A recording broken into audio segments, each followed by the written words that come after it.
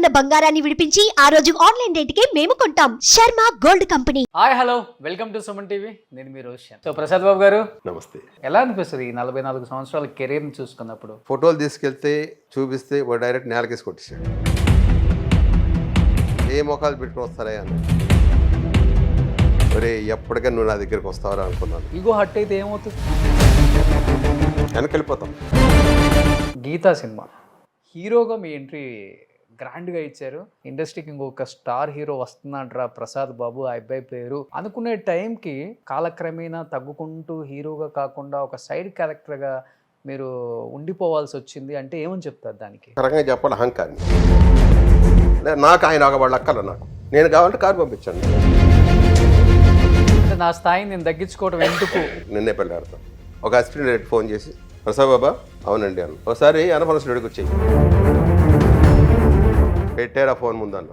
చిరంజీవి గారు మిమ్మల్ని పిలిపించుకొని చాలామంది డైరెక్టర్స్కి మంచి ఆప్తుడు, మంచి యాక్టరు, మనకున్న సినిమాలలో నా సినిమాలలో తనకు ఒక మంచి క్యారెక్టర్ ఇవ్వండి, తనేంటో మళ్ళీ ప్రూవ్ చేసుకుంటాడని చెప్పేసి మీకు మళ్ళీ ఒక లైఫ్ ఇచ్చిన వ్యక్తి అంటే మెగాస్టార్ చిరంజీవి గారు అని చెప్తుంటారు. Is it correct? ఓ రోజు మా ఆవిడ మా బామ్మడి తీసుకొని ఓ ఫ్లాట్కి డబ్బులు ఇచ్చేసింది అడ్వాన్స్. ఆ రాత్రి నిద్రలో అనుకోకుండా చిరంజీవి గారు ఇచ్చాడు. 10 లక్ష రూపాయలు కావాలి అన్న. 1 లక్ష అంటే నాట్ ఇస్ జోక్. ఓకే ఆయన లోపలికి వెళ్ళి 1 లక్ష రూపాయలు కావాలి తిట్టి. పొన్నమ్మలం గారికి దాదాపు 60 లక్షలు ఏమైతే ఆపరేషన్ చేయించారు. ఎముడుకు మొగుడు నాకు బాగా గుర్తుంది. ఆ రోజుల్లో హరిప్రసాద్ గారు, నారాయణరావు గారు, ఇంకొక ఆయన సుధాకర్ గారు, ముగ్గురు ప్రొడ్యూసర్స్. ఫ్రెండ్స్కి హెల్ప్ చేద్దాం, ఫైనాన్షియల్గా స్ట్రాంగ్ అవుతారన్న ఉద్దేశంతో చేద్దామని చూసినా కానీ నా గురించి బయట తప్పుగా ప్రచారం చేశారు. నిజమా సార్ అది? చిరంజీవి గారు బ్యానర్ రిజిస్ట్రేషన్ అయింది, డబ్బు పెట్టింది అయింది. మంచి వెల్ సెటిల్డ్ ఫ్యామిలీ కదా. ఓకే 30-40 ఎకరాలు ఉందని విన్నా ఆ రోజుల్లో. మీకు దగ్గర 300 ఎకరాలు ఉంది. 300 ఎకరాలు ఉంది. ఓకే. ఎవరు మీకు క్లాస్మేట్? కొంత దగ్గర కొంచెం చిన్న మనకెందుకో నచ్చల, తాగిన తర్వాత బిహేవియర్లు అయ్యి నచ్చల. శోభన్ బాబు గారితో ఎలా ఉండేది ప్రసాద్ బాబు గారు? ఎన్టీఆర్ బ్యానర్ అయితే నాగేశ్వరరావు గారి బ్యానర్ అయితే నాకేంటి. మీ సినిమా షూటింగ్ ఎప్పుడైనా ఆయన 2 కాళ్ళు పోయింది యాక్సిడెంటే? చూడ దురదృష్టం. ఆ క్యారెక్టర్కి వేరే వాళ్ళు అనుకున్నారు, ఈయన దూరిపోయి పైనుంచి పడిపోయి నడుము ఇది అయిపోయింది. సో మీరు చేసే టైంలో మీ ఫ్రెండ్స్ పిల్లలందరూ ఇప్పుడు స్టార్స్. ఎన్టీఆర్, మహేష్ బాబు, రామ్ చరణ్, బన్నీ, ప్రభాస్. ఎలా ఉంది వీళ్ళని చూస్తున్నప్పుడు ఇప్పుడు? ఓకే కృష్ణ గారు అబ్బాయి రమేష్ ఇది కాలేదు, చూద్దాం ఇతర అదృష్టం ఎలా ఉంటుంది అనుకున్నాను. కానీ ఇంత పెద్ద కాళ్ళు తొడలు, మనిషి వికృతంగా ఉండేవాడు.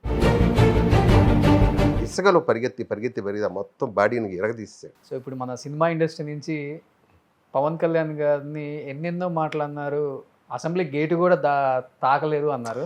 యోగి వేమన్లో రామకృష్ణ పరమహంస అలాగవుతాడు అనుకో, చదివే బుక్స్ అన్నీ అయ్యాయి. రావాలి, అలాంటి నాయకులు కావాలి.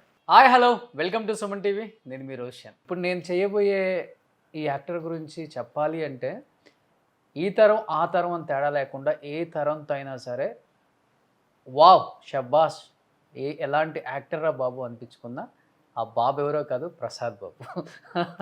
సో తన 45 సంవత్సరాల సినిమా జీవితంలో ఆయన కెరీర్లో this is the first interview. ఇంతవరకు ఎవరికి ఇవ్వలేదు అండ్ ఆయనకి ఇచ్చే ఉద్దేశం లేదు అసలుకి. బట్ నా మీద ఉన్న ప్రేమతో ఈరోజు మనకి ఇంటర్వ్యూ ఇవ్వబోతున్నారు. చాలా విశేషాలు షేర్ చేసుకోబోతున్నారు. కాబట్టి ఇంకెందుకు ఆలస్యం మాట్లాడేద్దాము ప్రసాద్ బాబు గారితో. సో ప్రసాద్ బాబు గారు నమస్తే. నమస్తే నమస్తే నమస్తే. 75 సంవత్సరాలలో కూడా 45 సంవత్సరాల కుర్రకారు జోష్ అయితే కనిపిస్తుంది మీలో. అంతులేని కథ వచ్చి ఇప్పుడు 44 సంవత్సరాలు అయిపోయింది. తిలక్ అనే ఒక క్యారెక్టర్, హేమా హేమీలు, కమల్ హాసన్, రజనీకాంత్, జయప్రద, ప్రసాద్ బాబు వీళ్ళ నలుగురు సినిమాకి ప్రాణం పోశారు. వాళ్ళతో పాటు ఈక్వల్గా యాక్ట్ చేశారు. పెద్ద పెద్ద యాక్టర్స్తో, పెద్ద పెద్ద స్టార్లతో మీరు కూడా ఒక స్టార్గా ఎదిగారు. ఎలా అనిపిస్తుంది ఈ 44 సంవత్సరాల కెరీర్ని చూసుకున్నప్పుడు? సినిమాలో చేయాలని కోరిక అది బలంగా ఉంది బాగా. కాకపోతే ఎక్కడ దెబ్బతిన్నా అక్కడ సక్సెస్ అవ్వాలన్నది ఒక కోరిక బాగా పడిపోయింది నాకు. ఓకే. ఫోటోలు తీసుకెళ్తే చూపిస్తే వాడు డైరెక్ట్ నేలకేసి కొట్టేశాడు. ఓ ఏ మొఖాలు పెట్టుకుని వస్తారా అన్నాడు. అప్పటిదాకా నా ఫోటో నేను ధర్మేందర్ అనుకునేవాడిని, ఒక ఎన్టీఆర్ అనుకునేవాడిని, నా ఫోటోలు చూస్తే నేను అనుకునేవాడిని. అప్పుడు తెలిసింది, మనం ఇంకా స్టార్ అవ్వలేదు అని ఆ ఫోటోలు ఏరుకుంటూ, ఒరే ఎప్పటికీ నువ్వు నా దగ్గరికి వస్తావరా అనుకున్నాను. కానీ హీరో కాకుండానే 73 అనుకుంటా అందరూ కొత్త తీయని స్టార్ట్ చేశారు. అప్పుడు ఈ ప్రొడ్యూసర్, ఈ డైరెక్టరే బజార్లో కనిపించి ఇది నేలకేసిన కొట్టిన ఆ కొట్టిన డైరెక్టర్. డైరెక్టరే. అప్పుడు ఆయన పతనం వస్తుంది. బాబు నా ఒక యాడ్ చేసుకుంటున్నాను, నాకు హెల్ప్ చేస్తావా అన్నాడు. సార్ ఫైనాన్షియల్ అయితే నేనేం చేయలేను, యాక్ట్ చేయమంటే యాక్ట్ చేస్తాను. పర్వాలేదయ్యా నువ్వు యాక్ట్ చేయి చాలు నాకు అన్నాడు. ఫస్ట్ షాట్ యాక్ట్ చేశాను, వెరీ గుడ్ అన్నాడు. సార్ మా రోజు ఎందుకు ఫోటోలు నేలకేసి కొట్టారని అంటే కరెక్ట్గా అడిగావు, కానీ నా ఇంట్లో పరిస్థితి బాగాలేదు, అది నీ మీద చూపించానయ్యా, వెరీ వెరీ సారీ. సార్ చాలా జీవితాలు నాశనం అయిపోతాయండి, మీ పర్సనల్స్ ఉంటే మీరు ఏమైనా చేసుకోండి, కానీ మాలాంటి వాళ్ళ కొత్త వాళ్ళ మీద అలా చేస్తే నేను పనికిరాను కదా అనుకొని ఫీల్ అయితే నా పరిస్థితి ఏంటి. కానీ ఆ రోజు అలా అనుకోలేను నేను. ఏ రోజు చేస్తే నువ్వు నా దగ్గరకు వస్తావురా అని అనుకున్నా బలంగా. ఆ రోజు బలంగా అనుకున్నాను. కాబట్టే రోడ్ బజార్లో మీరు అడిగారు నాకు హెల్ప్ చేయమని. సారీ అంత హర్ట్ అవుతా అనుకోలేదు. సారీ సార్ నేను గబాల మాట అన్నాను, బట్ నేను ఆ రోజు మనసులో అనుకున్నాను, ఇప్పుడు మీతో అన్నాను, వేరే తప్పుగా అనుకోవద్దంటే అబ్బాయి లేదే నిజమే, మేము మా వయసుని బట్టి మేము తొందరపడకూడదు అని అన్నాడు. ఆ తర్వాత ఇది యాడ్ ఫిల్మ్ లాగా చేశారు, అయిపోయింది. ఓకే పెద్ద డైరెక్టర్. ఓకే మాది డైరెక్టర్ దెబ్బతిన్నాడు కాబట్టి మన దగ్గర వచ్చాడు, లేదంటే ఏ పెద్ద హీరోని అడిగేవాడేమో బహుశా. ఓకే అయిపోయింది. తర్వాత ఏవిఎం స్టూడియో, ఎప్పటికైనా ఏవిఎం స్టూడియోలో వెళ్ళాలి అంటే కోరిక. ఒక రోజు వెళ్ళాను, ఆడు గురకవాడు తోసాడు. 2 రోజులు వెళ్ళాను, వాడు తోసాడు. 3 రోజు ఎలాగని చూస్తుంటే కరెక్ట్గా ఆడు వేరే వాడితో ఎవరితో మాట్లాడుతుంటే జూనియర్ ఆర్టిస్ట్ అతను వాడితో పాటు వెళ్ళిపోయాను. లోపలికి వెళ్ళాను, రామారావు గారి షూటింగ్, ఒక పాట షూటింగ్, అది రాము సినిమాలోది, మల్లేలారా మానికలారా పాట.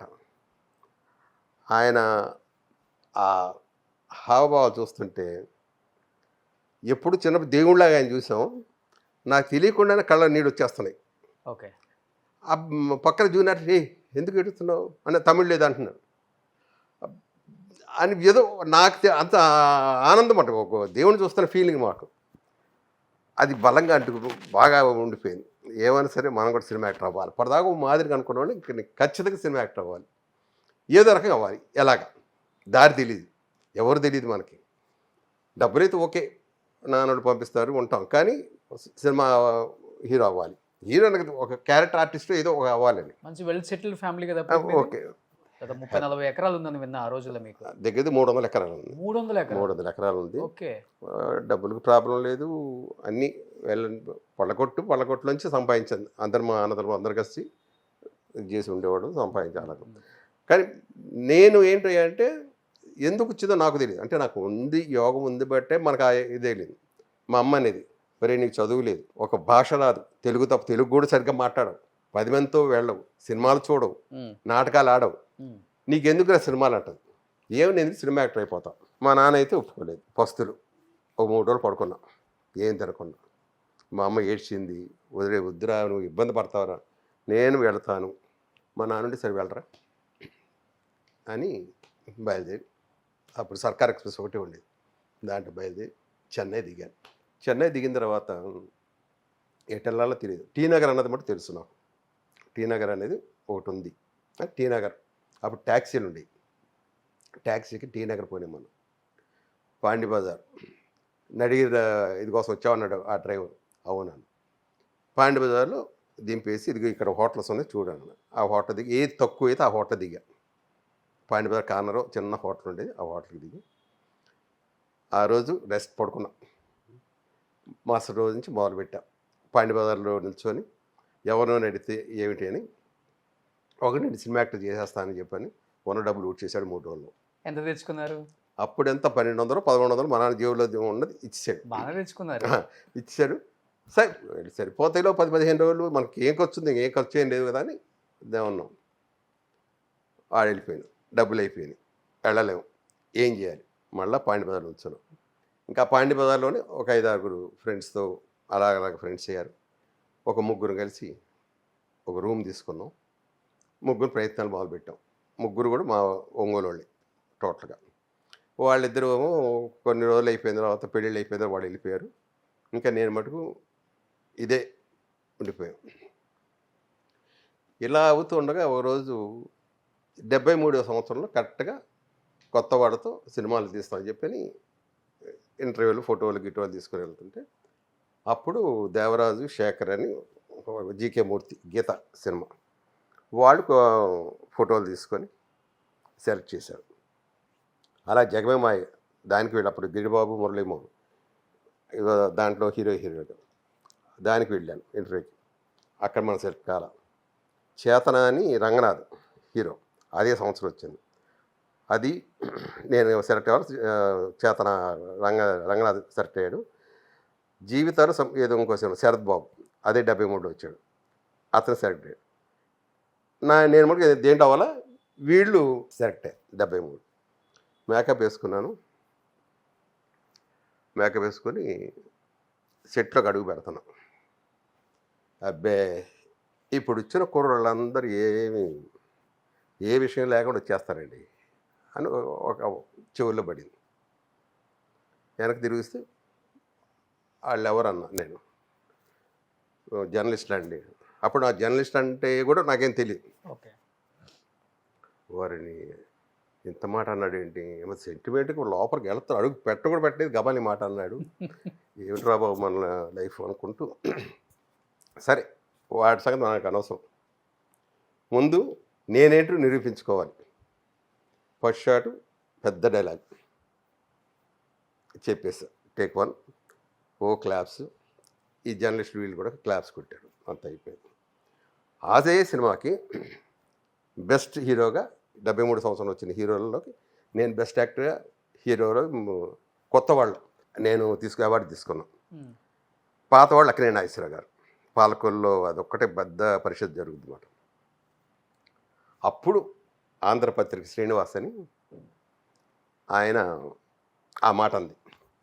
బాగా ఫేమస్, చాలా పెద్ద ఆయన. నాగేశ్వరరావు గారికి మంచి ఇది ఆయనే మొత్తం చూసుకొని ఉంటాడు. పర్సనల్ థ్యాంక్స్ సార్, ఆ రోజు మీరు ఈ మాట అన్నారు, నాకు అది బాగా కడుపులో అంటే ఆయన కంగ్రాచులేట్ చెప్పాడు మాట. ఏ హీరో ఎలాగ వచ్చినందుకు బాగా చేసావా అది ఇది అంటే నేను అన్న, ఆ రోజు మీ పుణ్యమేనండి, మీరు అన్నపోతే నేను బహుశా ఇది అనేటప్పటికి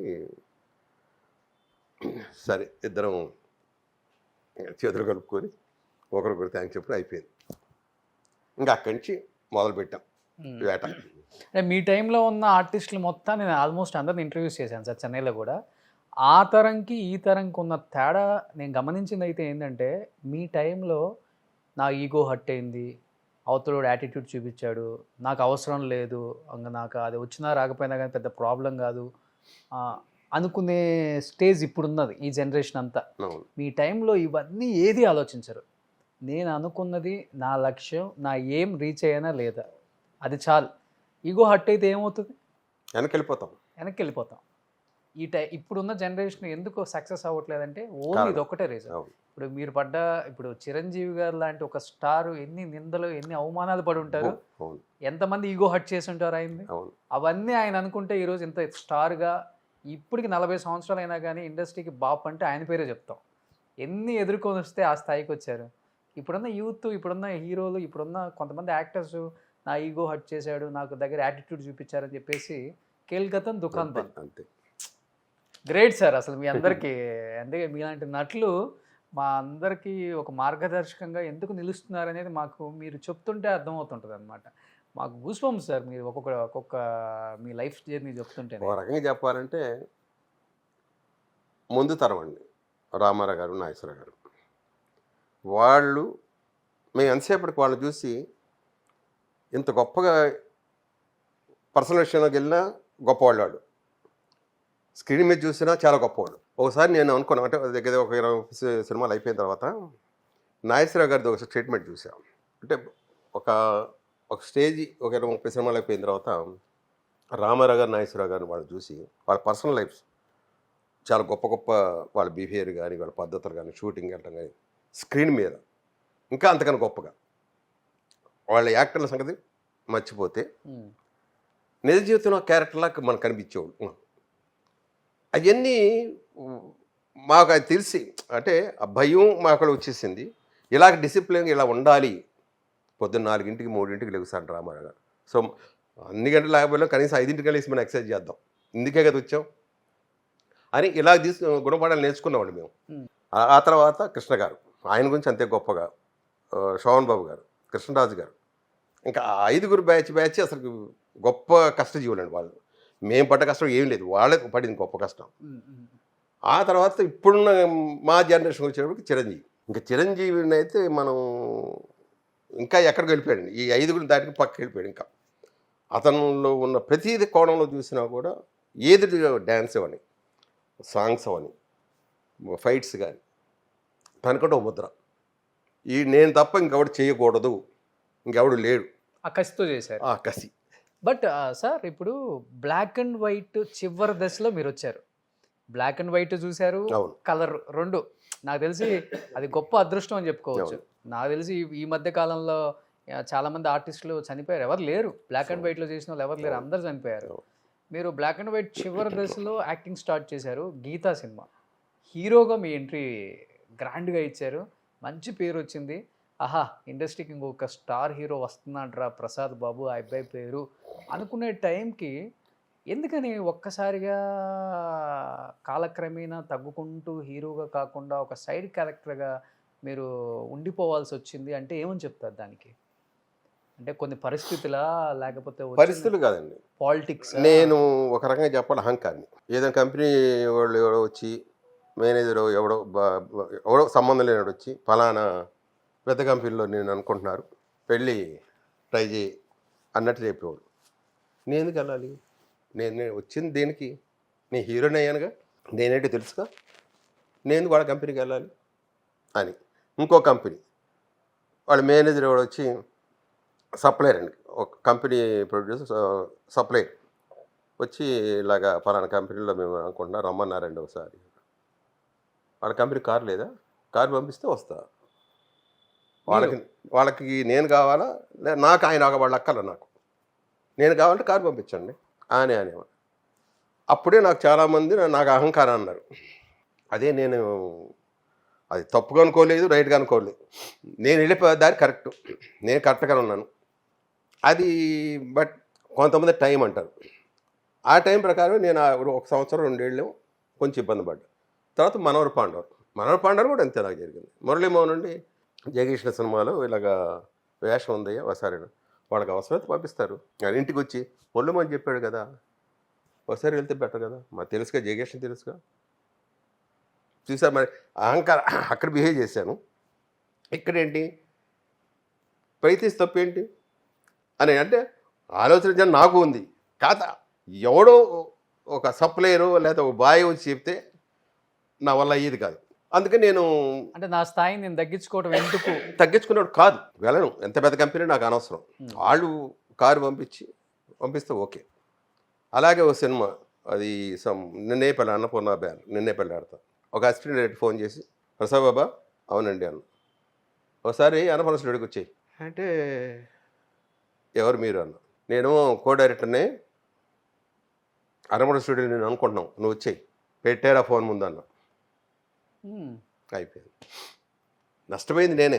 ఆ క్యారెక్టర్ వల్ల ఇంకొక 1000 సినిమాలు వచ్చాయి నాకు. చంద్రమోహన్ గారి క్యారెక్టర్, చలపతిరావు గారి క్యారెక్టర్, మంచి క్యారెక్టర్, హీరో ఫాదర్. ఎస్, నష్టపోయా. కానీ అలాంటివి నాకు నచ్చేది కాదు, తట్టుకోలేను. తర్వాత మళ్ళీ అనుకోకుండా ఇంకో మురారి సినిమాలు వాళ్ళందరూ అనుకోవడం, యోగం. ఆ తర్వాత నాకు అర్థమైంది, ప్రతి దాని మీద మన పేరు రాసి ఉండాలి ఆ చెక్కు మీద. నరసింహరాజు గారిని అనుకున్నారు. నరసింహరాజు గారు ఉండి ఒకసారి అనుకోకుండా, మేము వరి అనుకోండి ఫ్రెండ్స్, మీకు ఆ వేషం ఎలా వచ్చింది తెలుసా అన్నాడు. ఏ వేషం? ఇది మురారీలో. ఏంటి విషయం చెప్పంటే, లక్ష్మీ హస్బెండ్ గారు నన్ను అడిగారు, నేను ఎలా సరిపోతాను, ప్రసాద్ బాబు ఉన్నాడు ముద్దుగా లావుకుంటాడు, వాడైతే కరెక్టు అని చెప్పాను నేను. ఒరే ముందు చెప్పచ్చు కదా, అదే థ్యాంక్స్ చెప్పాడు కదా, ఇప్పుడు నువ్వు నీ థ్యాంక్స్ కోసం ఎదురు చూస్తున్నాను ఏంటి అని ఇలా నవ్వుకునేవాడు. కానీ అలా హెల్ప్ ఉంది ఒకళ్ళకొకడు, అంటే ఈ క్యారెక్టర్ నేను పనికిరాను అని అటు మీ టైంలో ఉంది అది. నా టైంలో నేను ఎంతోమంది చెప్పాను ఆ క్యారెక్టర్ పలానాది బెటరు, అతన్ని మనం ట్రై చేద్దాం అని చాలా సినిమాలు నేను చెప్పినవి ఉన్నాయి. ఉమ్. అలాగ అనుకునేవాడు, ఒకరికొకరు అనుకునేవాడు, కానీ బాగా చెయ్యాలి. ప్రతి ఒక్కరు పోటీ, అందరూ. నేను ప్రతిరోజు నాకు పోటీ ఇంతమంది ఉన్నారు.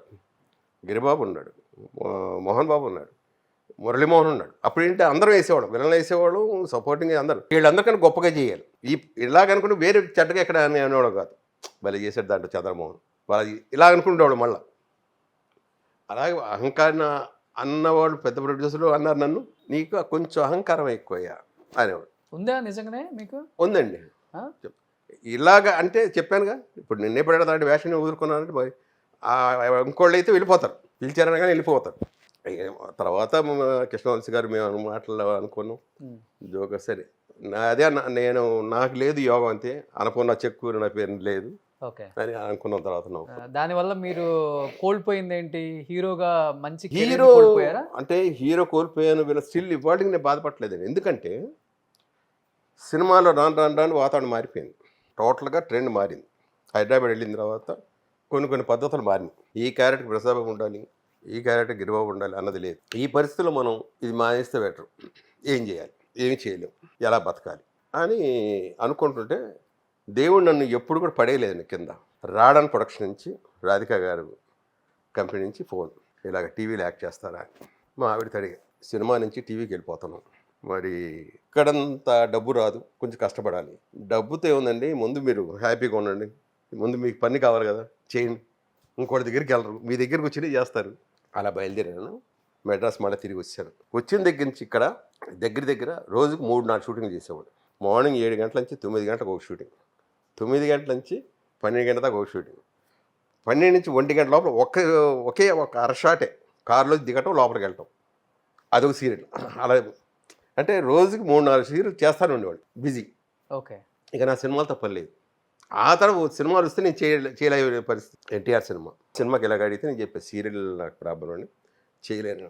జనతా గ్యారేజా కాదండి, ఇంకో అంతకుముందు బాద్షా హిట్ మా కేఎస్ రామారావు గారి సినిమా ఓపెనింగ్ వస్తాను, దమ్ము ఓపెనింగ్ ఉంటాను. చెప్పా, ఇన్ని రోజులు ఇవ్వలేను. కాదు మీరు ఎప్పుడు ఇస్తే అప్పుడు చేసుకుంటాం. నేను ఆ టీవీ షూటింగ్ వాళ్ళకి చెప్పా, ఈ డేట్స్ నాకు కావాలంటే వాళ్ళు సినిమా కదని ఇచ్చారు. పాపం ఆ 10 రోజుల మధ్యలో తుఫాన్ వచ్చేసి 2-3 రోజులు చేయలేకపోయారు. గడ్డం కంటిన్యూడ్ నాకు. ఇక్కడ మళ్ళీ ఇదే సడన్గా వాళ్ళు అడిగారు, నేను చేయలేను. 2 నెలలు నా వల్ల అదో ప్రాబ్లం వచ్చింది. ఆ తర్వాత డిసైడ్ అయిపోయాను, ఇంకా సినిమాలు గుద్దు మనకి, పిలిచినా వెళ్ళట్లేదు ఇంకా లేదు, హ్యాపీగా సీరియల్ చేసుకుంటూ. ఓకే. తర్వాత కరోనా రావడం, మళ్ళీ నేను చెన్నైలో ఇక్కడికి సెటిల్ అయిపోయి, మా అబ్బాయి వద్దనేసాడు. ఎందుకంటే బాలసుబ్రహ్మణ్యం నేను ఒకే రోజు వేరే హాస్పిటల్లో జాయిన్ అయ్యాం. అతను 11 రోజు ఎప్పుడు పోయాడు, నేను 12 రోజు ఇంటికి వచ్చాను. ఓకే. నా కొడుకు వెంటనే హాస్పిటల్లో ఉండగానే ఫోన్లు, సినిమాల షూటింగ్, టీవీ సీరియల్స్ వద్దనేసి వాడు ఫోన్ కూడా లాగేసుకుని చేయడు అని చెప్పేసి వాడే చెప్పేసావు. అలాగే ఇంక 3 ఏళ్ళు వెనకబడిపోయారు. అందరూ చెన్నై నుంచి హైదరాబాద్కి వచ్చేసారు, అక్కడే సెటిల్ అయిపోయి, మీరు హైదరాబాద్కి వచ్చి హైదరాబాద్ నుంచి చెన్నైకి వచ్చాను. సో భలే విచిత్రంగా ఉంది. అది చెప్తాను, నా లైఫ్ అనేది ఎలాగే ఉంటుంది, విచిత్రంగానే. కానీ ఎక్కువ జర్నీ బాగా చేసింది చిరంజీవి గారితో, దగ్గర అటాచ్మెంట్. అంటే అన్ని సినిమాలు చేశారు ఆయనతో ఆల్మోస్ట్. అంటే మధ్యలో చేయలేదు, కొన్ని చేయలే. ఎందుకంటే కొన్ని సినిమాలు నెంబర్ ఆఫ్ డేట్స్ అడిగేవాడు, 90 రోజులు అడిగేవాడు. 90 రోజులకి రోజు 1000 రూపాయలు ఎక్కేసేవాడు, 1,00,000 రూపాయలు, 1,00,000 అడిగేవాడు. వాళ్ళు ఇవ్వలేదు, నేను చేయలేదు. అలా కూడా ఉన్నాయి కొన్ని. అది చిరంజీవి గారు అడగలేదు, నేను చెప్పలా. డేట్స్ లేవనుకున్నారు, మరి వాళ్ళు ఏం చెప్పారు వాళ్ళు తెలియదు. ఇలా కొన్ని సినిమాలు ఉన్నాయి. అది వాళ్ళు అహంకారం అనుకోవచ్చు, ఇంకోటి అనుకోవచ్చు. ఆయన ఎప్పుడు అడగల, తను నన్ను అడగలేదు, ఎందుకు చేయలేదు ఏంటని ఆయన క్వశ్చన్ వేయలేదు, నేను పట్టించుకోవాలి. అండర్స్టాండింగ్ ఉండి నాకు నచ్చితే నేను చేసేవాడిని. కొన్ని సినిమాలు అలా ఆల్మోస్ట్ అన్ని సినిమాలు చేసుకుంటూ వచ్చాను. అంటే చిరంజీవి గారి ప్రస్తావన వచ్చింది కాబట్టి నేను విన్నాను, ఒక గొప్ప యాక్టర్ నోటుతో, ఒకానొక టైంలో అంటే మీరు అహంకారు కావచ్చో లేకపోతే వేరే వాళ్ళ మాటల వల్ల నొప్పించి నేను చేయను నో అని చెప్పడం మీకు చాలా ఈజీ అప్పుల్లో. అలా చాలా రోజులు చాలామంది డైరెక్టర్స్ మిమ్మల్ని నెగ్లెక్ట్ చేయటం వల్ల, ఇగ్నోర్ చేయటం వల్ల, ఆఫర్లు లేక సఫర్ అవుతున్న టైంలో చిరంజీవి గారు మిమ్మల్ని పిలిపించుకొని చాలామంది డైరెక్టర్స్కి, నాకు మంచి ఆప్తుడు, మంచి యాక్టరు, మనకున్న సినిమాలలో, నా సినిమాలలో తనకు ఒక మంచి క్యారెక్టర్ ఇవ్వండి, తనేంటో మళ్ళీ ప్రూవ్ చేసుకుంటాడని చెప్పేసి మీకు మళ్ళీ ఒక లైఫ్ ఇచ్చిన వ్యక్తి అంటే మెగాస్టార్ చిరంజీవి గారు అని చెప్తుంటారు. Is it correct? 100% ఓకే. అది అవ్వచ్చు, అది కూడా అవ్వచ్చు. కానీ నేను అనుకున్నది ఏంటంటే నేను బాగా చేస్తేనే కదా నాకు వచ్చింది ఆ క్యారెక్టర్. చేయటం ఒక లెక్క. కాదు కాదు, ఆ క్యారెక్టరు నేను సరిపోయాను కాబట్టి. ఇప్పుడు రుద్రవీణ ఉంది, రుద్రవీణలో ఫస్ట్ ఆ వేషం వేరే ఇంకోళ్ళు అనుకున్నారు. తర్వాత వాళ్ళకి ఒక మళ్ళీ మార్పు వచ్చింది, మళ్ళీ నాకు వచ్చింది ఆ వేషం. అది నేను బాగా చేయబట్టే కదా నాకు తర్వాత మళ్ళీ సినిమాలు వచ్చింది. నాకు మోహన్ బాబు సినిమాలు అలాగే వచ్చినాయి. ఈయన సినిమాలు ఎక్కువ చేయటం వల్ల కొన్ని సినిమాలు పోయినాయి. ఎందువల్ల? ఎంత దారుణం అంటే చెన్నై నుంచి హైదరాబాద్ వెళ్ళి ఫ్లైట్ దిగి, సార్ మీరు అక్కర్లేదు మీరు బయలుదేరండి అన్న వేరే హీరో చిరంజీవి వల్ల. అంటే చిరంజీవి మనిషిని మరి నేనైతే నష్టపోయాను. అలాగా వచ్చిన రోజులు ఉన్నాయి, అలా పోయిన సినిమాలు ఉన్నాయి. కానీ అటాచ్మెంట్ మా ఇద్దరికి ఎలాగ ఉంది తెలియకుండా నేను ఒక ఆర్టిస్టు.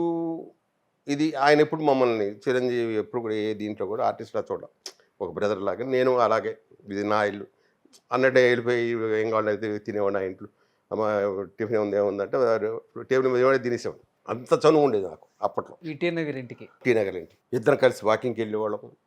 ఎదురెదురు నా ఫ్లాట్. అంటే ఫ్లాట్ కూడా ఎలా వచ్చిందంటే తన పుణ్యమే. ఓ రోజు మా ఆవిడ మా బామ్మరు తీసుకొని ఓ ఫ్లాట్కి డబ్బులు ఇచ్చేసింది అడ్వాన్స్. ఎంత? 30,000. అది 1,80,000 ఆ ఫ్లాట్.